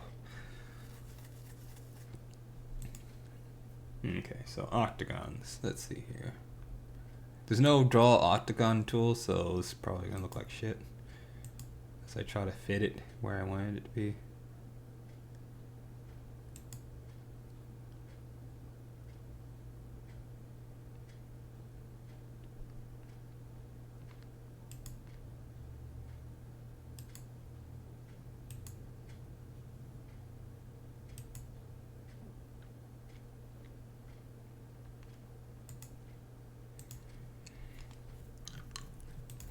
Close enough. Now I'm just gonna adjust it a little bit to make sure it works. Just gonna delete these parts right here. I mean, it doesn't have to exactly be an octagon, you know, that's just the general idea. So I like the shape of this room right here. It's roughly the size that they requested. Now I'm just gonna like customize it a little bit more so it's a little bit nicer shape. Kind of like the idea of it being like that, but nah. Just do. Oops. Let's do this right here.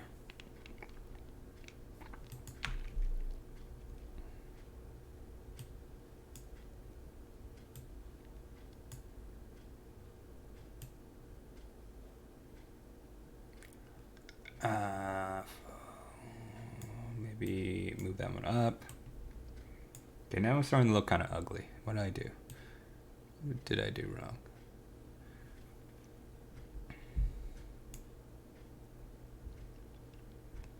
Now it's kind of looking more like a circle. I should have just left it where it was.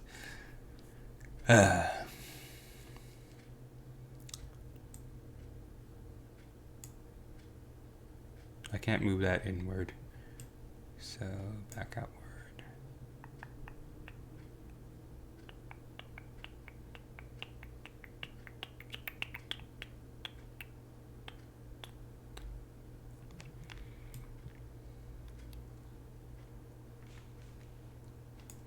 You know what? This is my Octagon. I like this shape a lot better. It dropped my phone. It's not exactly an octagon, but I don't want a giant octagon here because that looks weird as hell. So this is the shape I'm going with. It's roughly the same, you know, area, 60 by 60. Well, that was the general idea. That's what I started with, and then I moved on from there. Just happy little accidents. Make some good stuff. Alright, now then. This is a corridor. Doesn't say there's a door there, so I'm going to once again decide that I want a door there, but it's going to be broken, so why is this not going doors?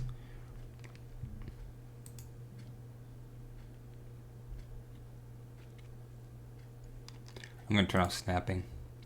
So I can freely like adjust it a little bit, make it a little bit crooked probably. Yeah, let's make it crooked a little bit and then put it there. Someone like knocked down that door, kicked it open. Should there be a door here too?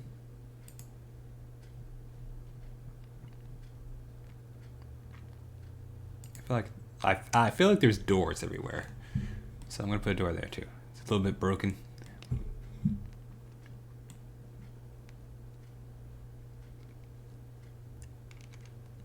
I feel like when you're going to a new room, there should be a door. So I'm going to go with this.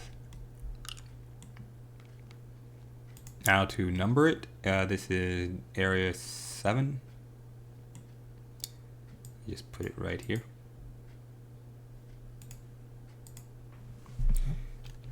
A7.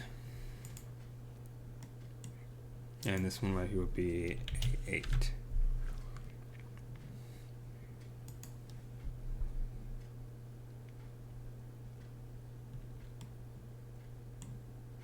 Alright, let's go back to this area right here. This one should be a 5.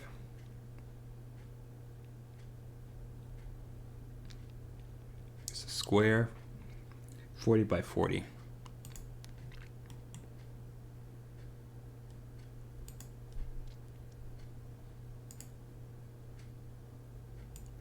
Five, 10, 15, 20, 25, 30. Can't exactly fit it in there, so I'm just gonna put it like this. 5, 10, 5, 10, 15, 20, 25, 30. It'll go like this.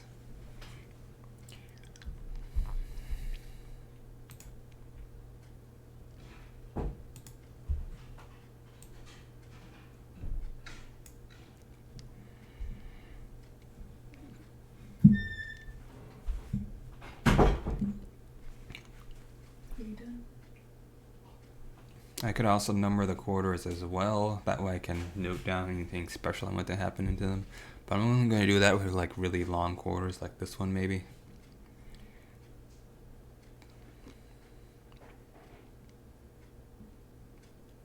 I'll actually do that like I said.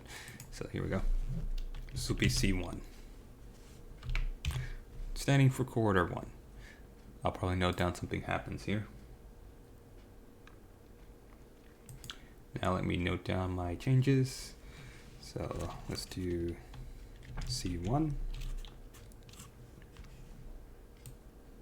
A8, and A7.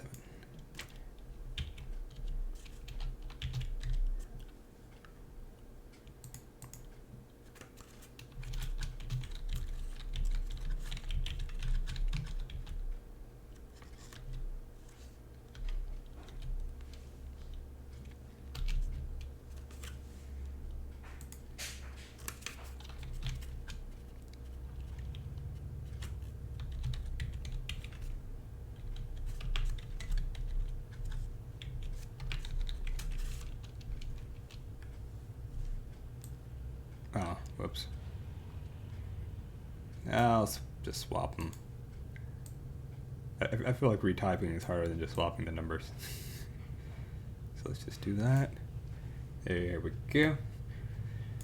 All right.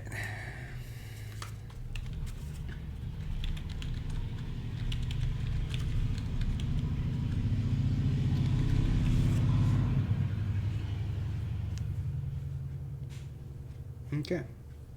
Did I misspell portcullis?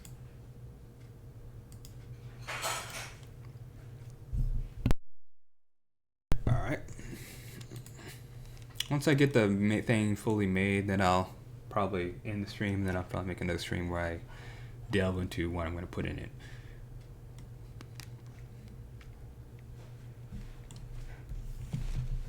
Because that's going to be a whole other beast. Alright, let's see here. There. I don't think there should be more exits from this room.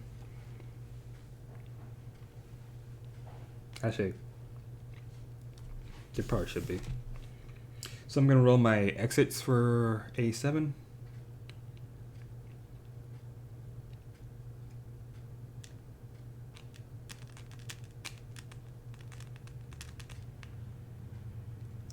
So that's column 1 on the exits. So that's D20.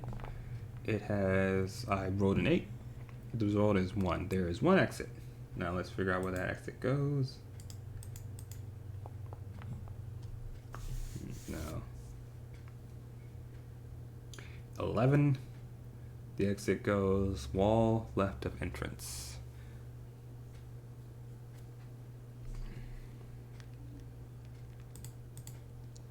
This would be over here, this wall right here.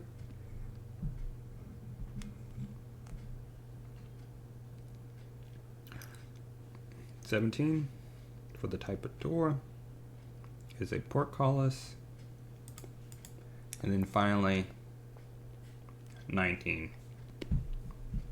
Stairs Roll on the stairs table. Ooh. So I'll put it like right here since I can fit it in there. And it's going to be a set of stairs that leads off into the darkness.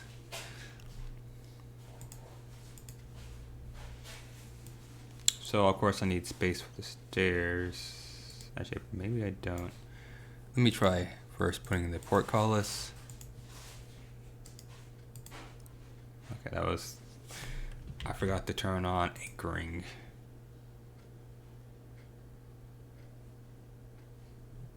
That's weird. Can I not put the portcullis in the corner? I cannot put the portcullis in the corner.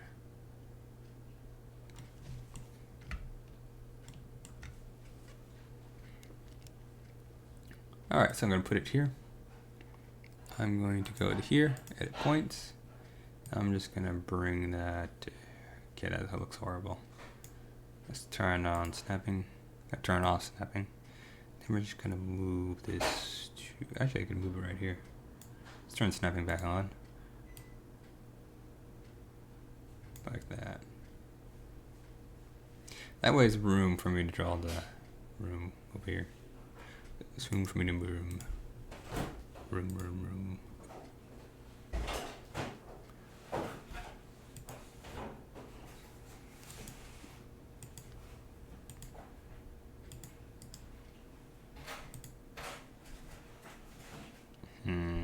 That kind of messes up the portcullis a little bit.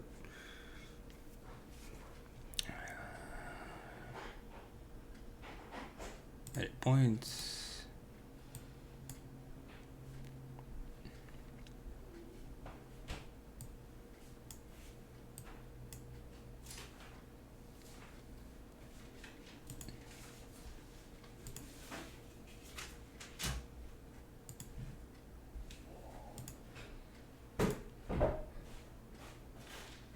Actually, I guess I kind of already solved the problem if I just do it like that.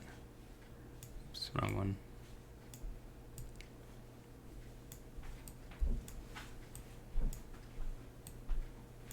There we go. Oh man, this thing's gonna be glitched for a while. Sometimes it gets glitched like that. You have to fix that somehow.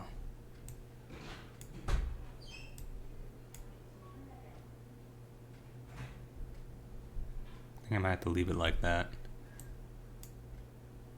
I don't really need that corner for anything.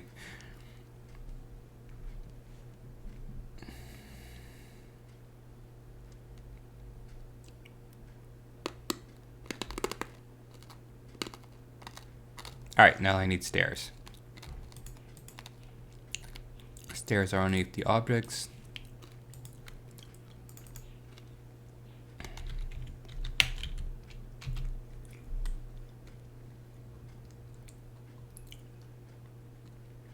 Oh, hey, I got a circular set of stairs.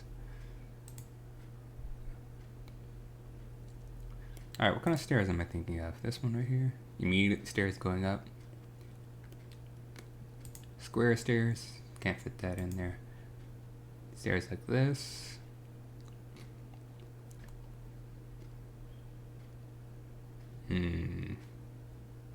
I'll do these.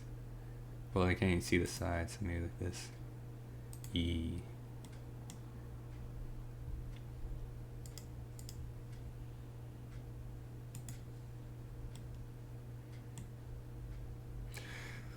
All right.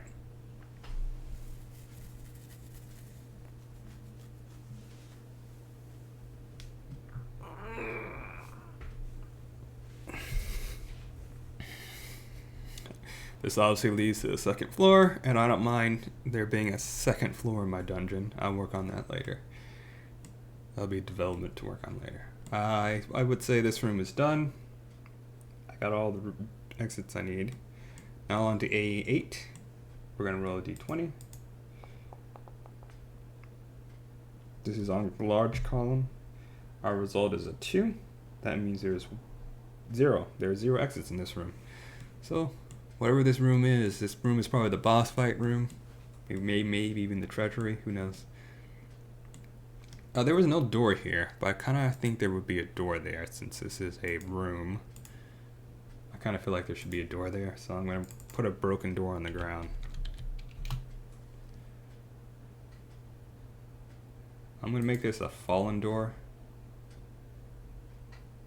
I'm gonna turn off snapping so it's a bit more free. It's gonna be freely fallen. Yeah. Something like that. I'm mixing up my door varieties, so I have different varieties of door. Alright. We're gonna save.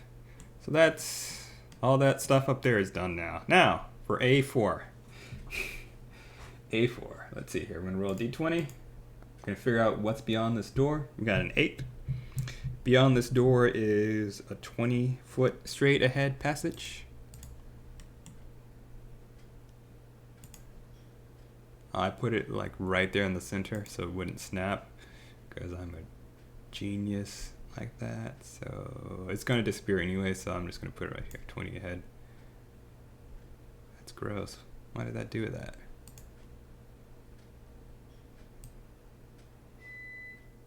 There we go. Now I'm just gonna move the statue to the left. Oh, but I liked it when it was straight. See, the problem with snapping is that it's better because it's easier to quickly make the thing, and it snaps the grid so people can go, all right, I'm staying right here in the grid. Because these grids will actually import to your digital foundry or even as a printout. So these grid lines will stay there.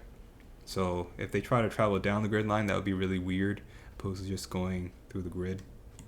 So maybe I should put a secondary statue here.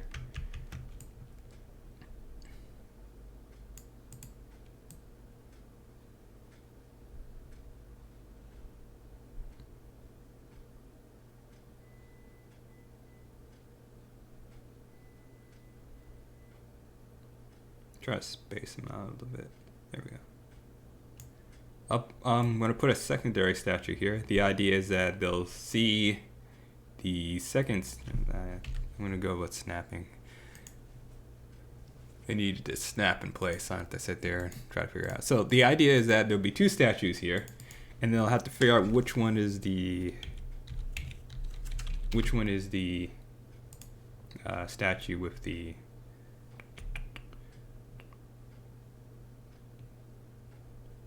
A little bit smaller than the other one. There we go. So there's 2 statues here, and the idea is that one of these statues has a secret passage behind it. So they have to figure out which one. So they can't just go, oh well, that one has the secret passage behind it. This one will probably be pretty easy, but then they still have to find the switch to activate it. So let's see here. I need a door.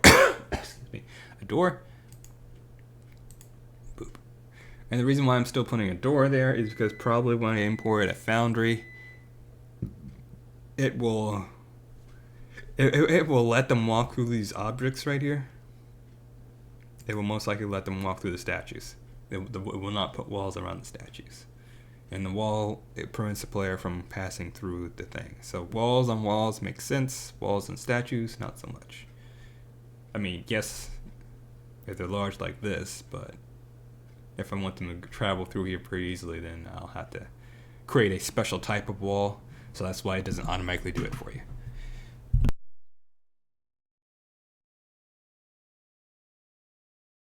Point is, Foundry will automatically generate the walls, and then I'm going to have to come in back through to do the statues, these large statues. I'm going to create a invisible wall so you can see through it, but you can't pass through it. That way, they won't just walk right up to this wall and go into this square and this square. They'll walk up to it and bump into the statues. And then when they successfully solve the puzzle, I can allow them to pass through this area, and then the wall I can edit it out or just simply delete it. However, I can't move the artwork around, so. My spiel. So anyways, I wrote what was beyond the door. Oh, start of 8 straight ahead. Passage 20 feet to straight ahead. Oh, okay. I'm going to roll passage again. I got a 17. It's a chamber. I roll in the chamber. This is I mean, so far this is kind of helpful, I would say. Kind of didn't have much of an idea what kind of place I wanted to make or the shape of it, and this is somewhat helping, I would say. So anyways, chamber is 9. It's a rectangle, 20 by 30. 5, 10, 15, 20. 5, 10, 15, 20, 25, 30.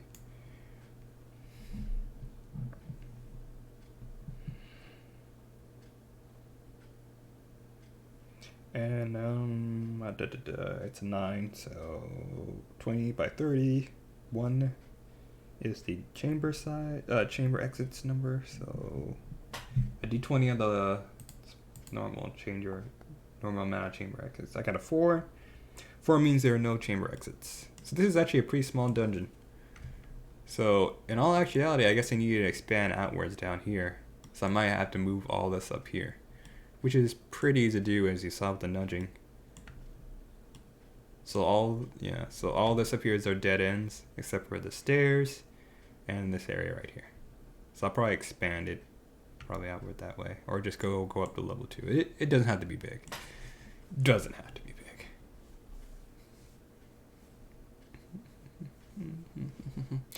You. I'm actually. Oh wait, no, room. Oh wait, no, I did chamber exits already. That was that result. So now I'm done. Let's see here. Back down the stairs, there is actually a table for stairs. Stairs can include any means of going up and down, including ramps, chimneys, open shafts, elevators, and ladders. If your dungeon has more than one level, the amount of space between levels is up to you. A distance of 30 feet works fine for most dungeons. So it recommends 30 feet distance between levels. I guess the players can't just burrow their way up, or maybe that's how high the ceiling is. Kind of give you a good point of reference. So maybe the ceiling is like 20 feet high, and then there's 10 feet of solid ground between the next level. Or maybe the ceiling is 15 feet high, 25 feet high, and then there's 5 feet of dirt between you and the next level. I always have trouble like telling the distance between the ground and the ceiling in most stuff, because they don't actually tell you. Anywho, it gives you a chart to figure out what kind of level-to-level transportation this would be. So I'm going to roll on it for fun in it, but I'll probably stick with stairs unless it's something interesting. So 9, down 2 levels to a chamber. So it says it goes down 2 levels to a chamber. So I'm going to grab this and I'm going to rotate it. And then I'm going to note that in my thingy majigger. This is A7. A7.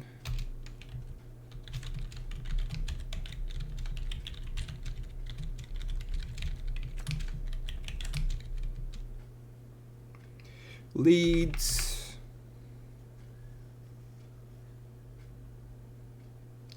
It was a 9.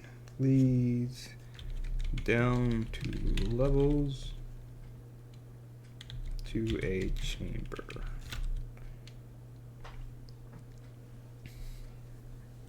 And put ... The ... dots will let me know that I'm unsure what's past that point. Someone's going to figure it out later, not me. Alright, so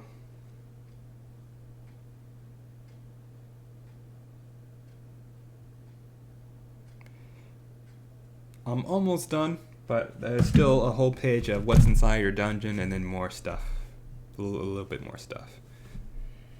So let's see here. I did the stairs. Stairs are good.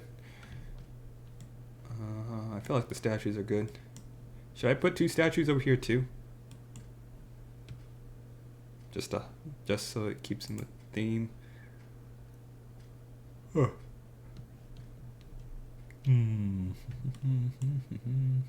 It should be fine. I would say there should be no door here because it's a secret passage to an area, so it seems kind of redundant. Is a door redundant? Alright, so I'm moving on to connecting areas. This is page 2 of the dungeon making guide.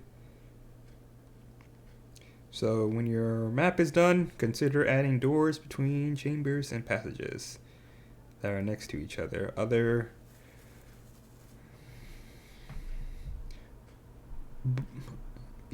But otherwise not connected.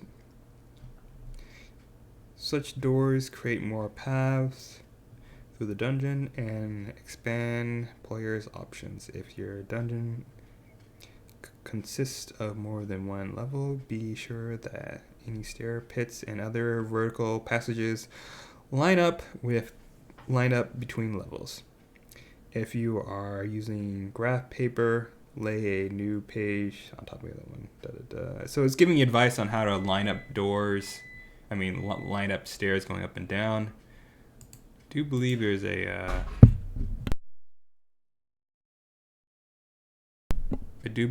is a way to create a secondary level.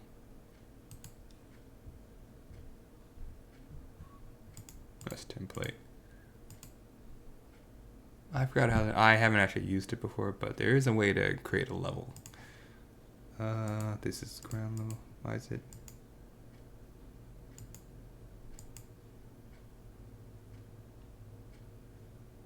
You know what, if I go to here. No. Go to someone. There was a way for me to create multiple levels. I'll figure that out later, I guess. Oh, here we go.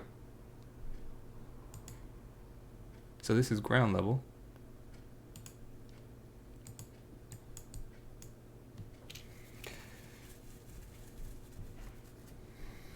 I'm just going to name it something simple, level -1. Don't switch to level. I should probably clone ground. If it does what I think it does, it will help. So this is the ground level. I'm going to go down 1 level. There we go. Wait, did I go down or up?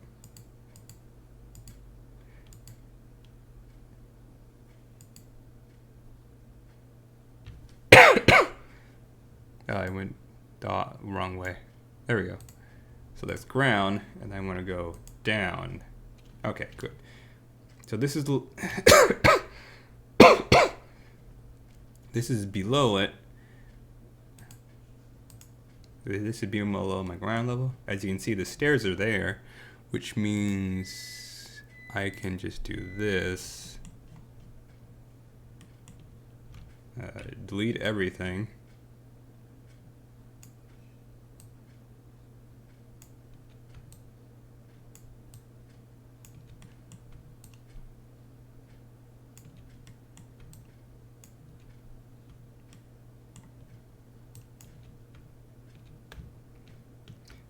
And then select the stairs, flip them around.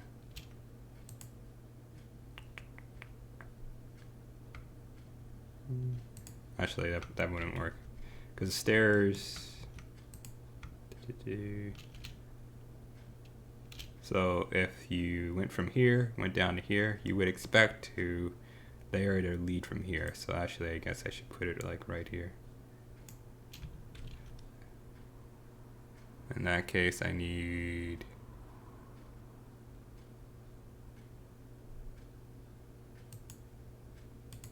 a new set of stairs.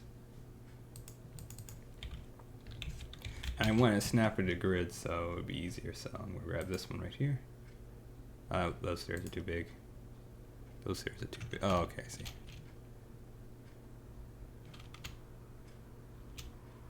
And boop. Then I just select this, delete that. Actually, let me just select everything and delete it.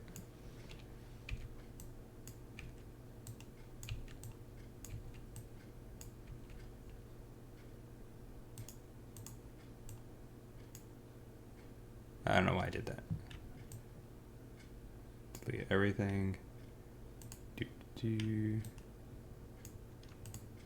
I need to go here, delete it.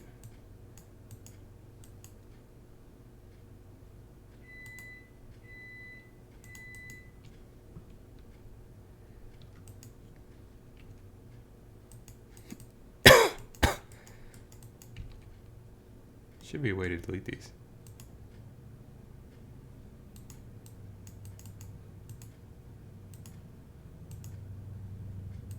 There we go.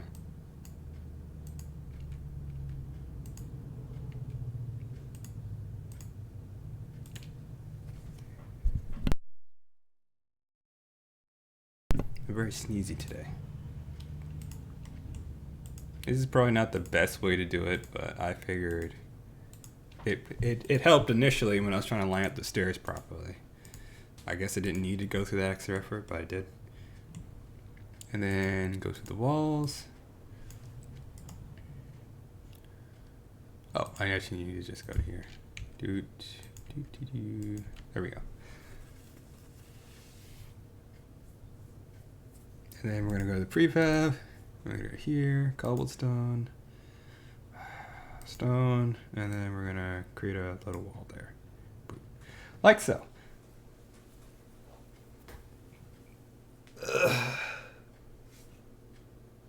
Excuse me. Alright, and then we're gonna save. So now this is our negative start of our bottom, our row, one level below our current one.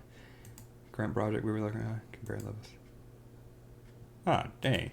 There is a better way of doing it. Is there? Compare levels.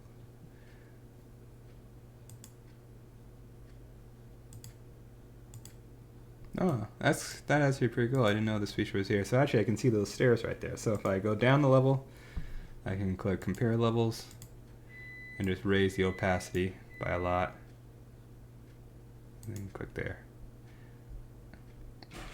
That's really weird opacity. 1% is actually visible versus the other ones, which is really hard to see. So anyways, now, so I guess this would have been the better way of doing it. Anyways, now I can easily see. Compare levels. You can easily see what's above and below. Cool.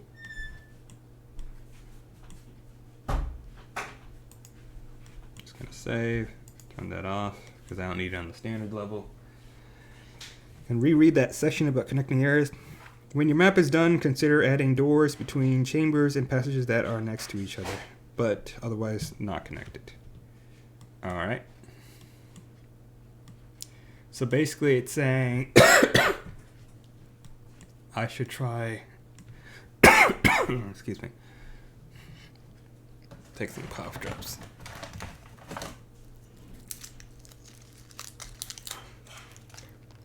Basically it's saying I should think about connecting this area to this area because they're next to each other, but I don't want to do that. It's probably on a case-by-case basis, so I guess this secret area probably maybe could connect to this one over here, but I'm fine if it doesn't. I kind of like how it is right now. This one and this one should probably connect to each other, but I'm fine with it not. Because if this area connected to this area, then they'll just be too caught up trying to get through there, and then I have to come up with a reasonable explanation why they can't just travel through it. Depending on what system or setting you're in, they could just teleport through this if they could see the other side of the door.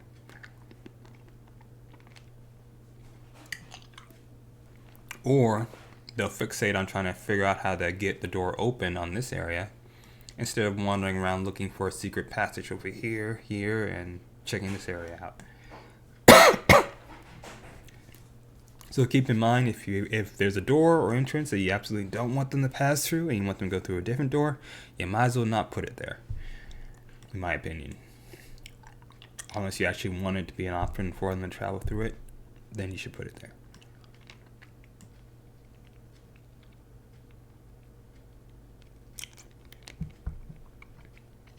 Now there's a section on stocking the dungeon. Crafting a map for your dungeon is only half the fun. 2 hours.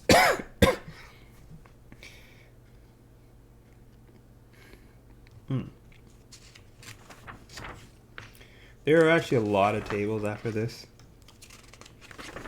it goes into more detail about it goes into a lot of charts here to roll off of, in addition to adding monsters.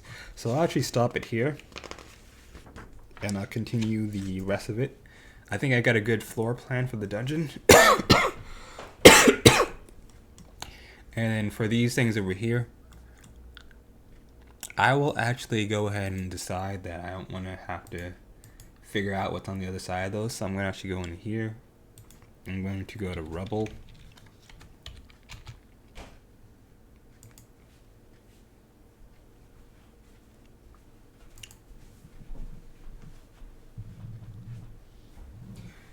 And I'm going to put some stones right here on the other side of the door. So when they open the door or break it down, they'll see a bunch of rubble, and then outside the area seems to have been caved in.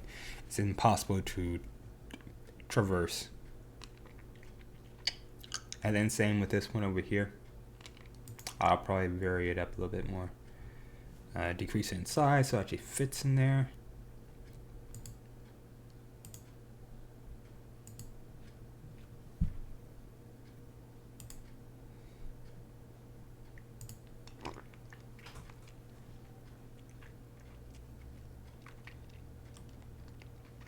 There.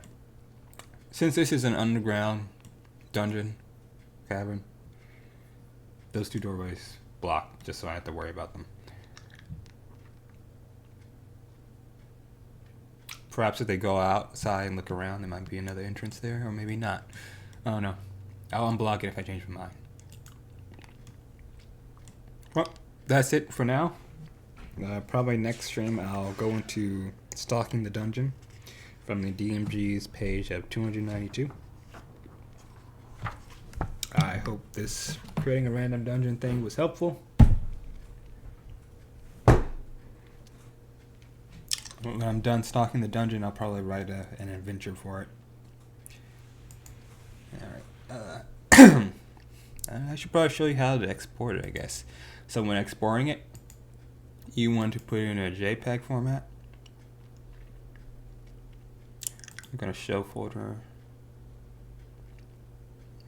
70 pixels, I believe, is the best. I believe these settings are the best. Overlay level. I am not familiar with the setting. Let's export and find out.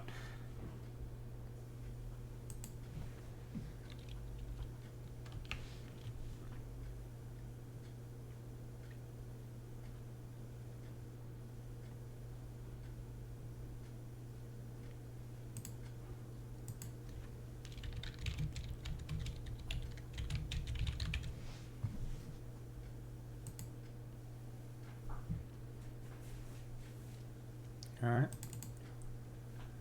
So this is what that setting looks like. Now we're going to go to ground. I don't think there's any stairs there, so we're going to go to ground. And we're just going to overwrite the one that's there.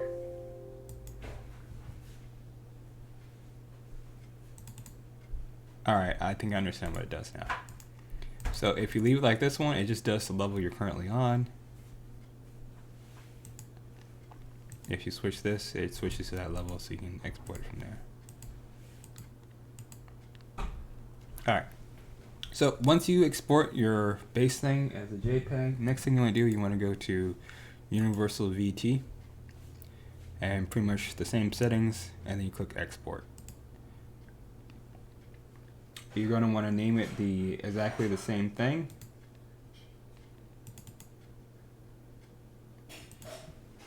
Mine was how to TTRPG dungeon. This is going to save it in a special format that Foundry will read.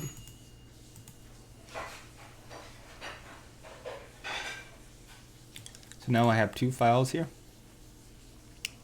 Just going to grab these two files, cut. I'm going to open up Foundry. Actually, you don't really need to. I was going to move them somewhere else, but I decided not to. So I'm going to open up Foundry, go to my modules. I have a module for importing maps, the Universal Battle Map Importer. I'm going to activate that module. Then I'm going to... It's just giving me an error because I had it windowed like that.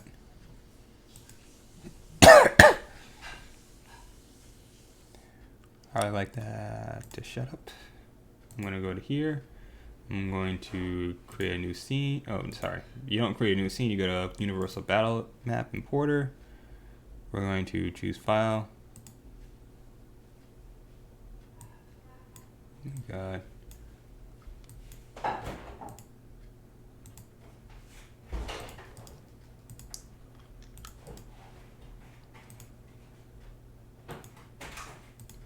Alright.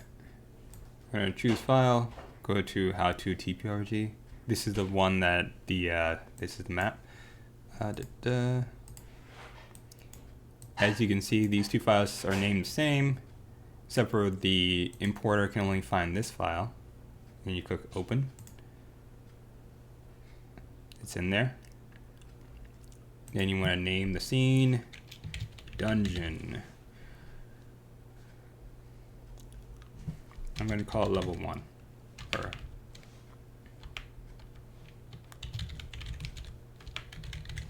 Dungeon Ground Level. Storage type, user data. I assume all of these can be left alone. This is really the only thing I change. And it's going to import, boop, and then bam. Oh wait, upload still in progress, please wait. Are you done now? Cool. I'm going to view scene, and then there we go.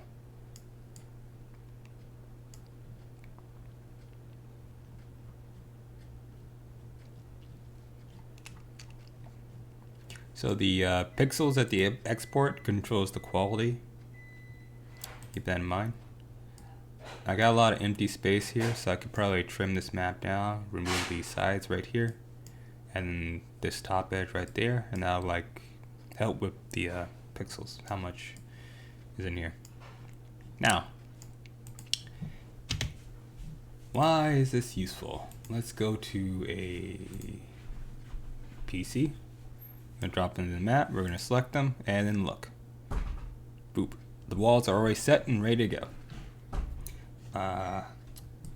Let's see here. Just open the character sheet. We're going to go to prototype token. We're going to go to vision. Currently her vision is set to dim 30 and bright 30. This is what I believe is the best setting. I believe this is in 5 feet as well. So this works out the best. And as you can see, and the walls begin to open, and then as the darkness passes by, the fog of war pops up. It's all really nice and flexible. And then of course, as you can see, she can pass over those statues, and the door is shut currently, but if I click the door, it opens. I can walk through it. I'm going to close it, right click it, that locks it, and the player tries to open it, left clicks it, doesn't work. I'm going to turn that into a secret door, and then I'm going to make the statues visible, but I can't walk through them. We're going to do that real fast. We're going to go down to the walls. As you can see, the little outlines are normal walls you cannot see through or pass through. The blue outlines are doors. The blue lines are doors that you can left click to open. Red lines are... I was just looking down there and going, hey, they locked that one. Red lines are locked doors. I'm gonna real quick to sate my curiosity. Where's my Siri at? That's weird. I'm just gonna fly her down here real fast. Yeah, it starts locked because there's no walkway on this side of that door. That's pretty good, pretty cool, pretty cool. And then I'm testing this. Okay, they can pass through this one right here, so I'll need an invisible wall down there as well. And of course, they can pass through the one over here as well. So I'll need a visible wall down here as well. And then there's also a special module for stairs, but I guess I'll cover that later. But I'm just walking through the map and showing you how well it got set up. When I open that, I can now traverse the stairs, and there's a special module I have for creating transitions between scenes. So let's create those invisible walls and then edit this door. Back to here, we're going to go to the, what's this button do? For snap to grid. Okay, we're gonna go to here. We're gonna double click this. Movement restrictions normal. Light restrictions normal, normal, normal, normal. So as you can see, normal means you cannot proceed past it. Wall direction both, meaning it blocks people from both directions. Is a door? It is not a door, it is a secret. What state is it in? It is locked. Now we're gonna switch back to here. I'm gonna put the player there. And now you can see it's now a secret door. I can't press. Well, I would have to actually switch to a player profile, which I could do real fast, but I don't think I have any player tokens actually set up though.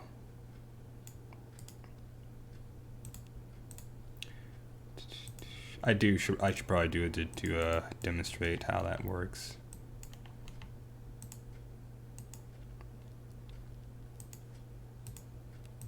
I'll do it in a moment. One moment.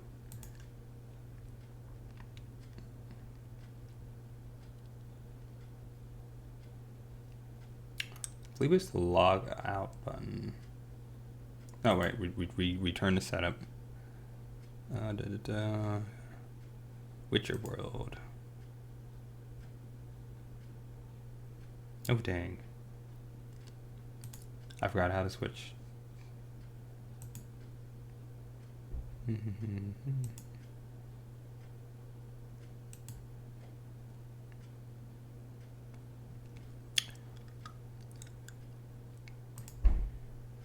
Oh, there we go.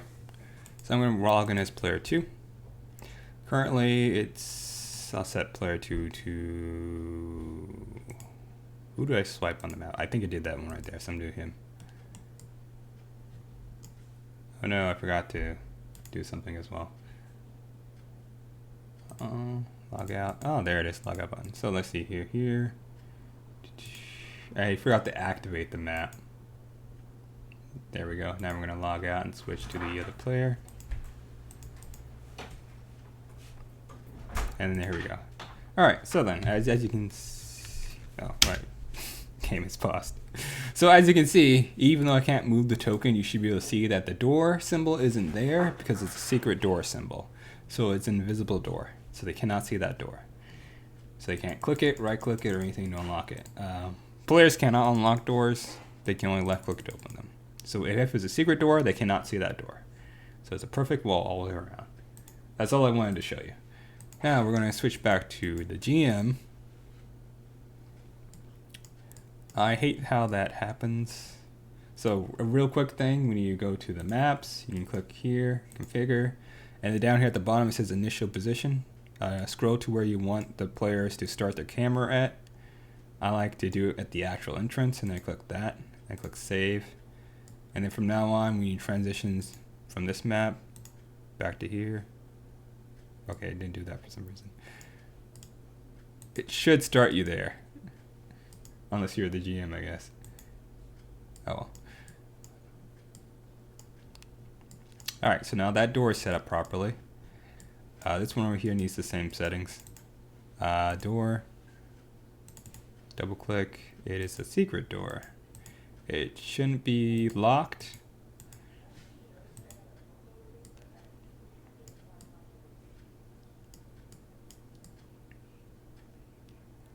Alright.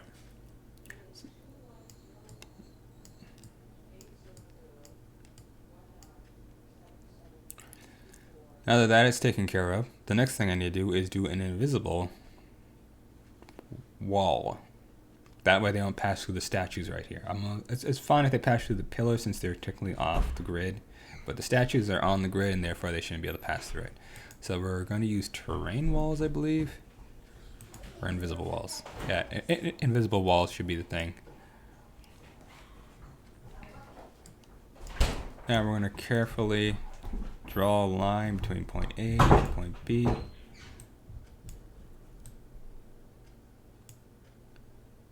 Just like so. I'll copy and paste this one. Just because it's kind of hard to do this. Yeah, see, this is what happens when you overlap them like that.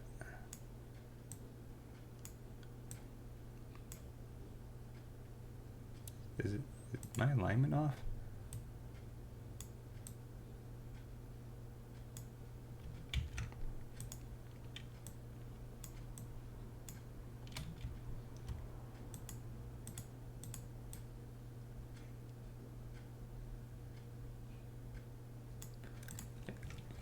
All right, so now we're gonna test it on the NPC because players are not. The effect will be the same. So as you can see, I'm trying to walk through this statue, and I cannot now because there is a invisible wall there. This shows the player that this is a statue and not something they can climb on and walk over. I moved diagonally there, so yeah, ignore that. Apparently you can back up diagonally and move diagonally. I didn't know that. But anyways, that's how we're going to do that for the other statue over there. And then now it'll feel more, air quotes, realistic.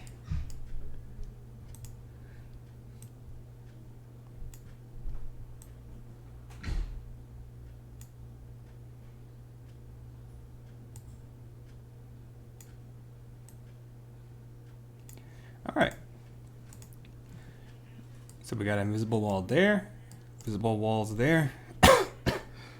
And then we need, of course, invisible walls here and here.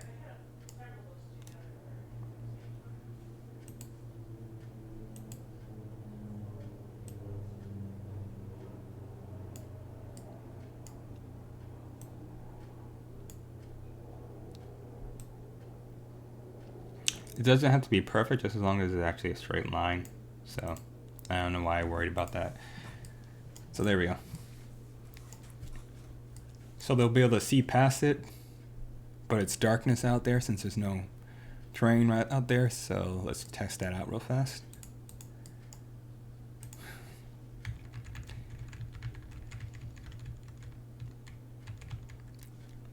All right, I can't get past that wall. I'll probably figure out a different solution than invisible walls then in that case. There we go. As you guys can see, they can only see darkness there. Cool. So we're gonna actually come up with a different solution. Since the walls are invisible, even if they unlock the door, they can't pass through it. So this is going to be our solution here. There's two things I don't want them to just simply walk through. So we're gonna move this over here. We're gonna move this here to move this here. Then we're going to create a new invisible wall from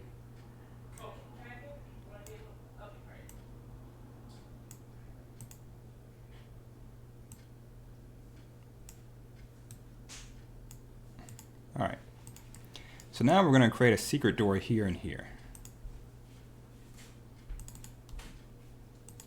These are secret doors.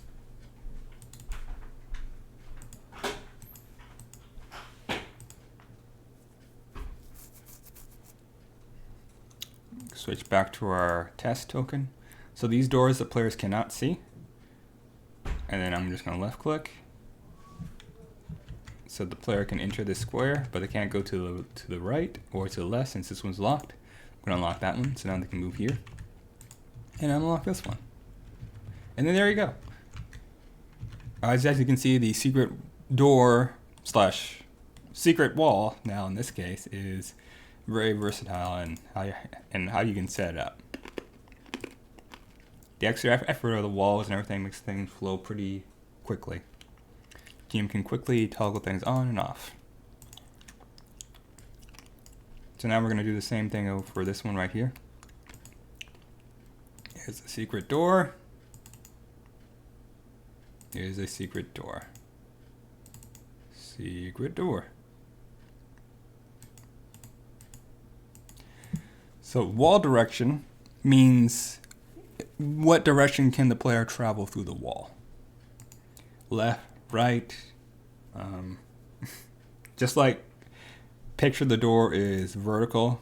This is left, this is right. If it's set to left, the player can only travel this way. If it says to right, the player can only travel this way. So if the door right here is set to left, the player will stop here at the wall and won't be able to travel through it. Make sense? Yes? No? I guess so. No one's here. All right. Let's see. Did I cover everything? Oh, make sure you close your invisible doors. Very important. It's a little chilly here.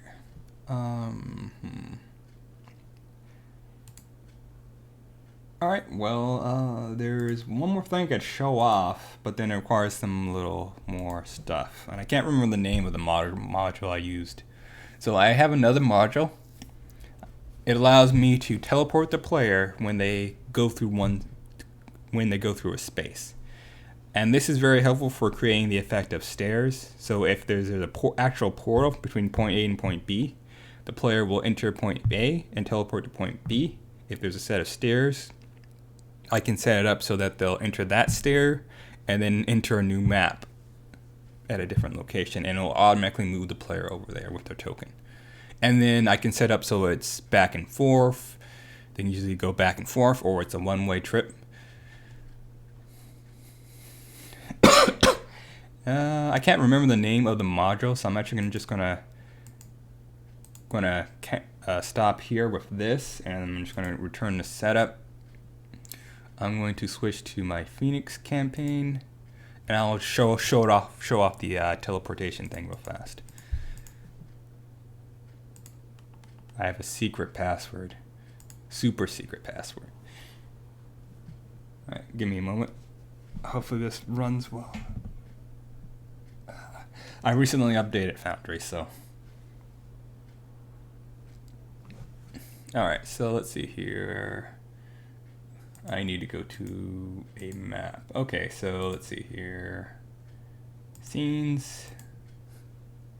Uh-oh. Okay, there it is.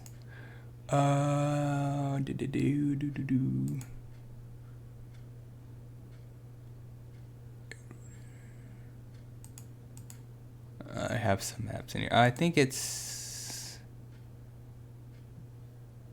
Worship Heretics Quarters. This could be it right here. I think so. Nope, wrong one.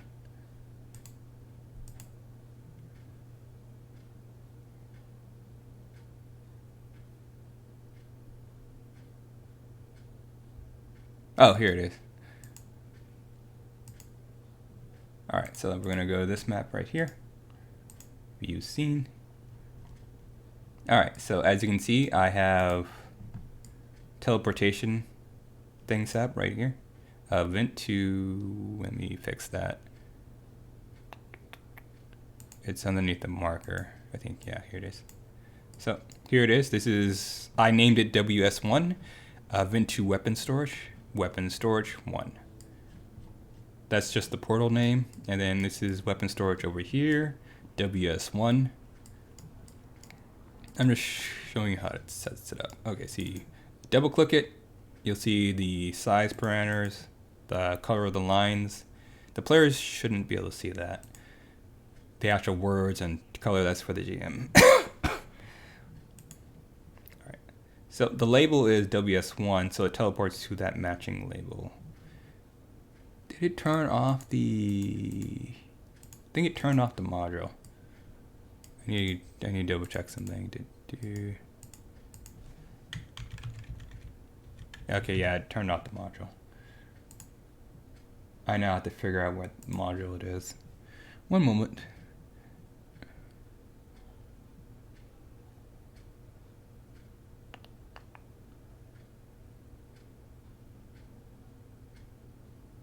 Multiple level tokens, is that it?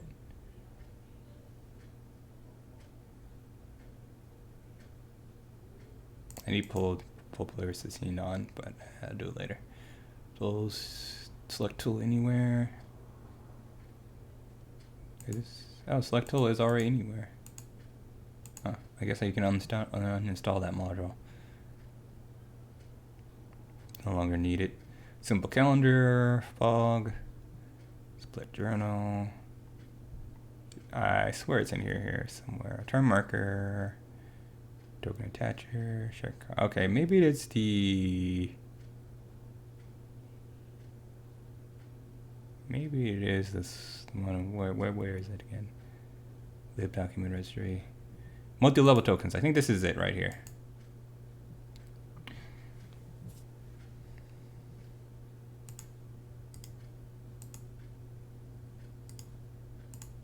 Oh, let me activate it in case I'm going to switch to the player. So, anyways, there we go. Yeah, as you can see, it's a one-way teleportation. So my idea is that you go through the vent and you fall out of it and you land here.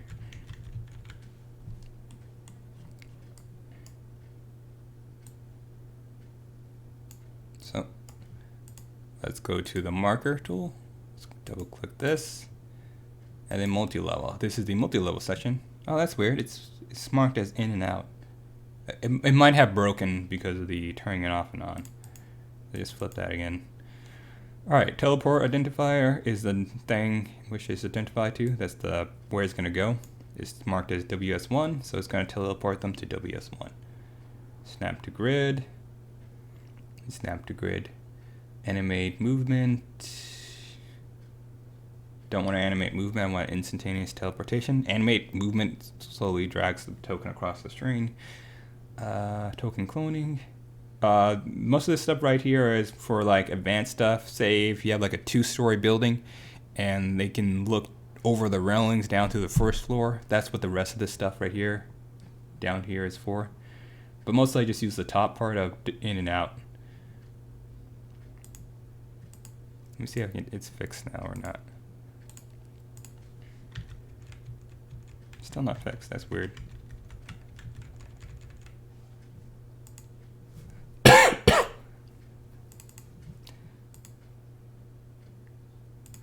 The other one marked for in and out access.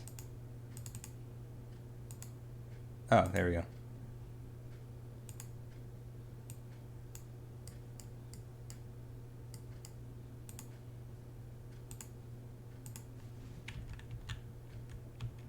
No, that didn't make it work either. Weird.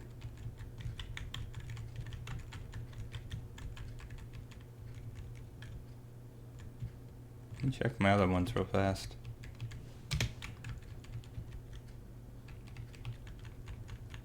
Well, this one seems to work just fine. Weird. I guess that one right there is just broken. But anyways, this is what happens when it's set to in and out. Yeah, it's set to in and out. Alright, so to make a teleport, you just go to the drawing tool, shape, create a shape, double click it. You want it to be in. I'm going to put series of 4s, and you're done. I like to also go in here, go to text, and then name it. Oops. Oh, you have to click update drawing. There you go. So now I know the name of the thing. So now I'm going to go to Rotator's dining room. I'm going to create a square here. I'll just create like a big box. I already drew that square so badly. I'm going to go in and out. Teleportation identifier 111, and then we're going to update. Now we're going to go back to here. Could have just gone with 1-1, but I don't know why I did that.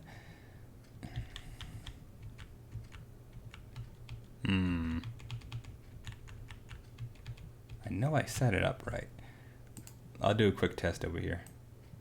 Oh, actually, let me just double check this. In, out. Oh yeah, the teleportation identifier is not in there. There we go. Now I select him. Where did he go?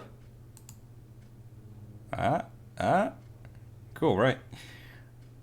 And of course, the player can transition between scenes if they do it themselves. But I wonder if there's a way to automatically do it.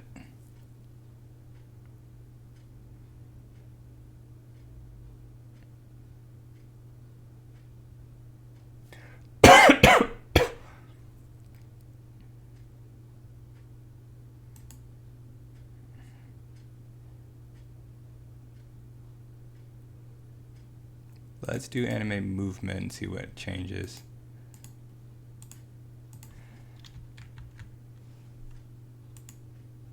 Not much, okay. Let's do the last option, which is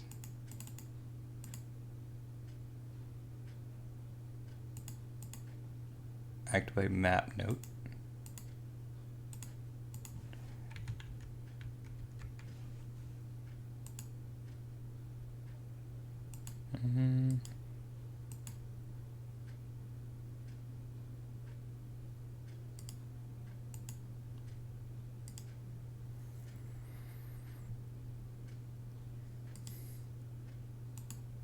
Yeah, okay. Well, I guess you get the idea.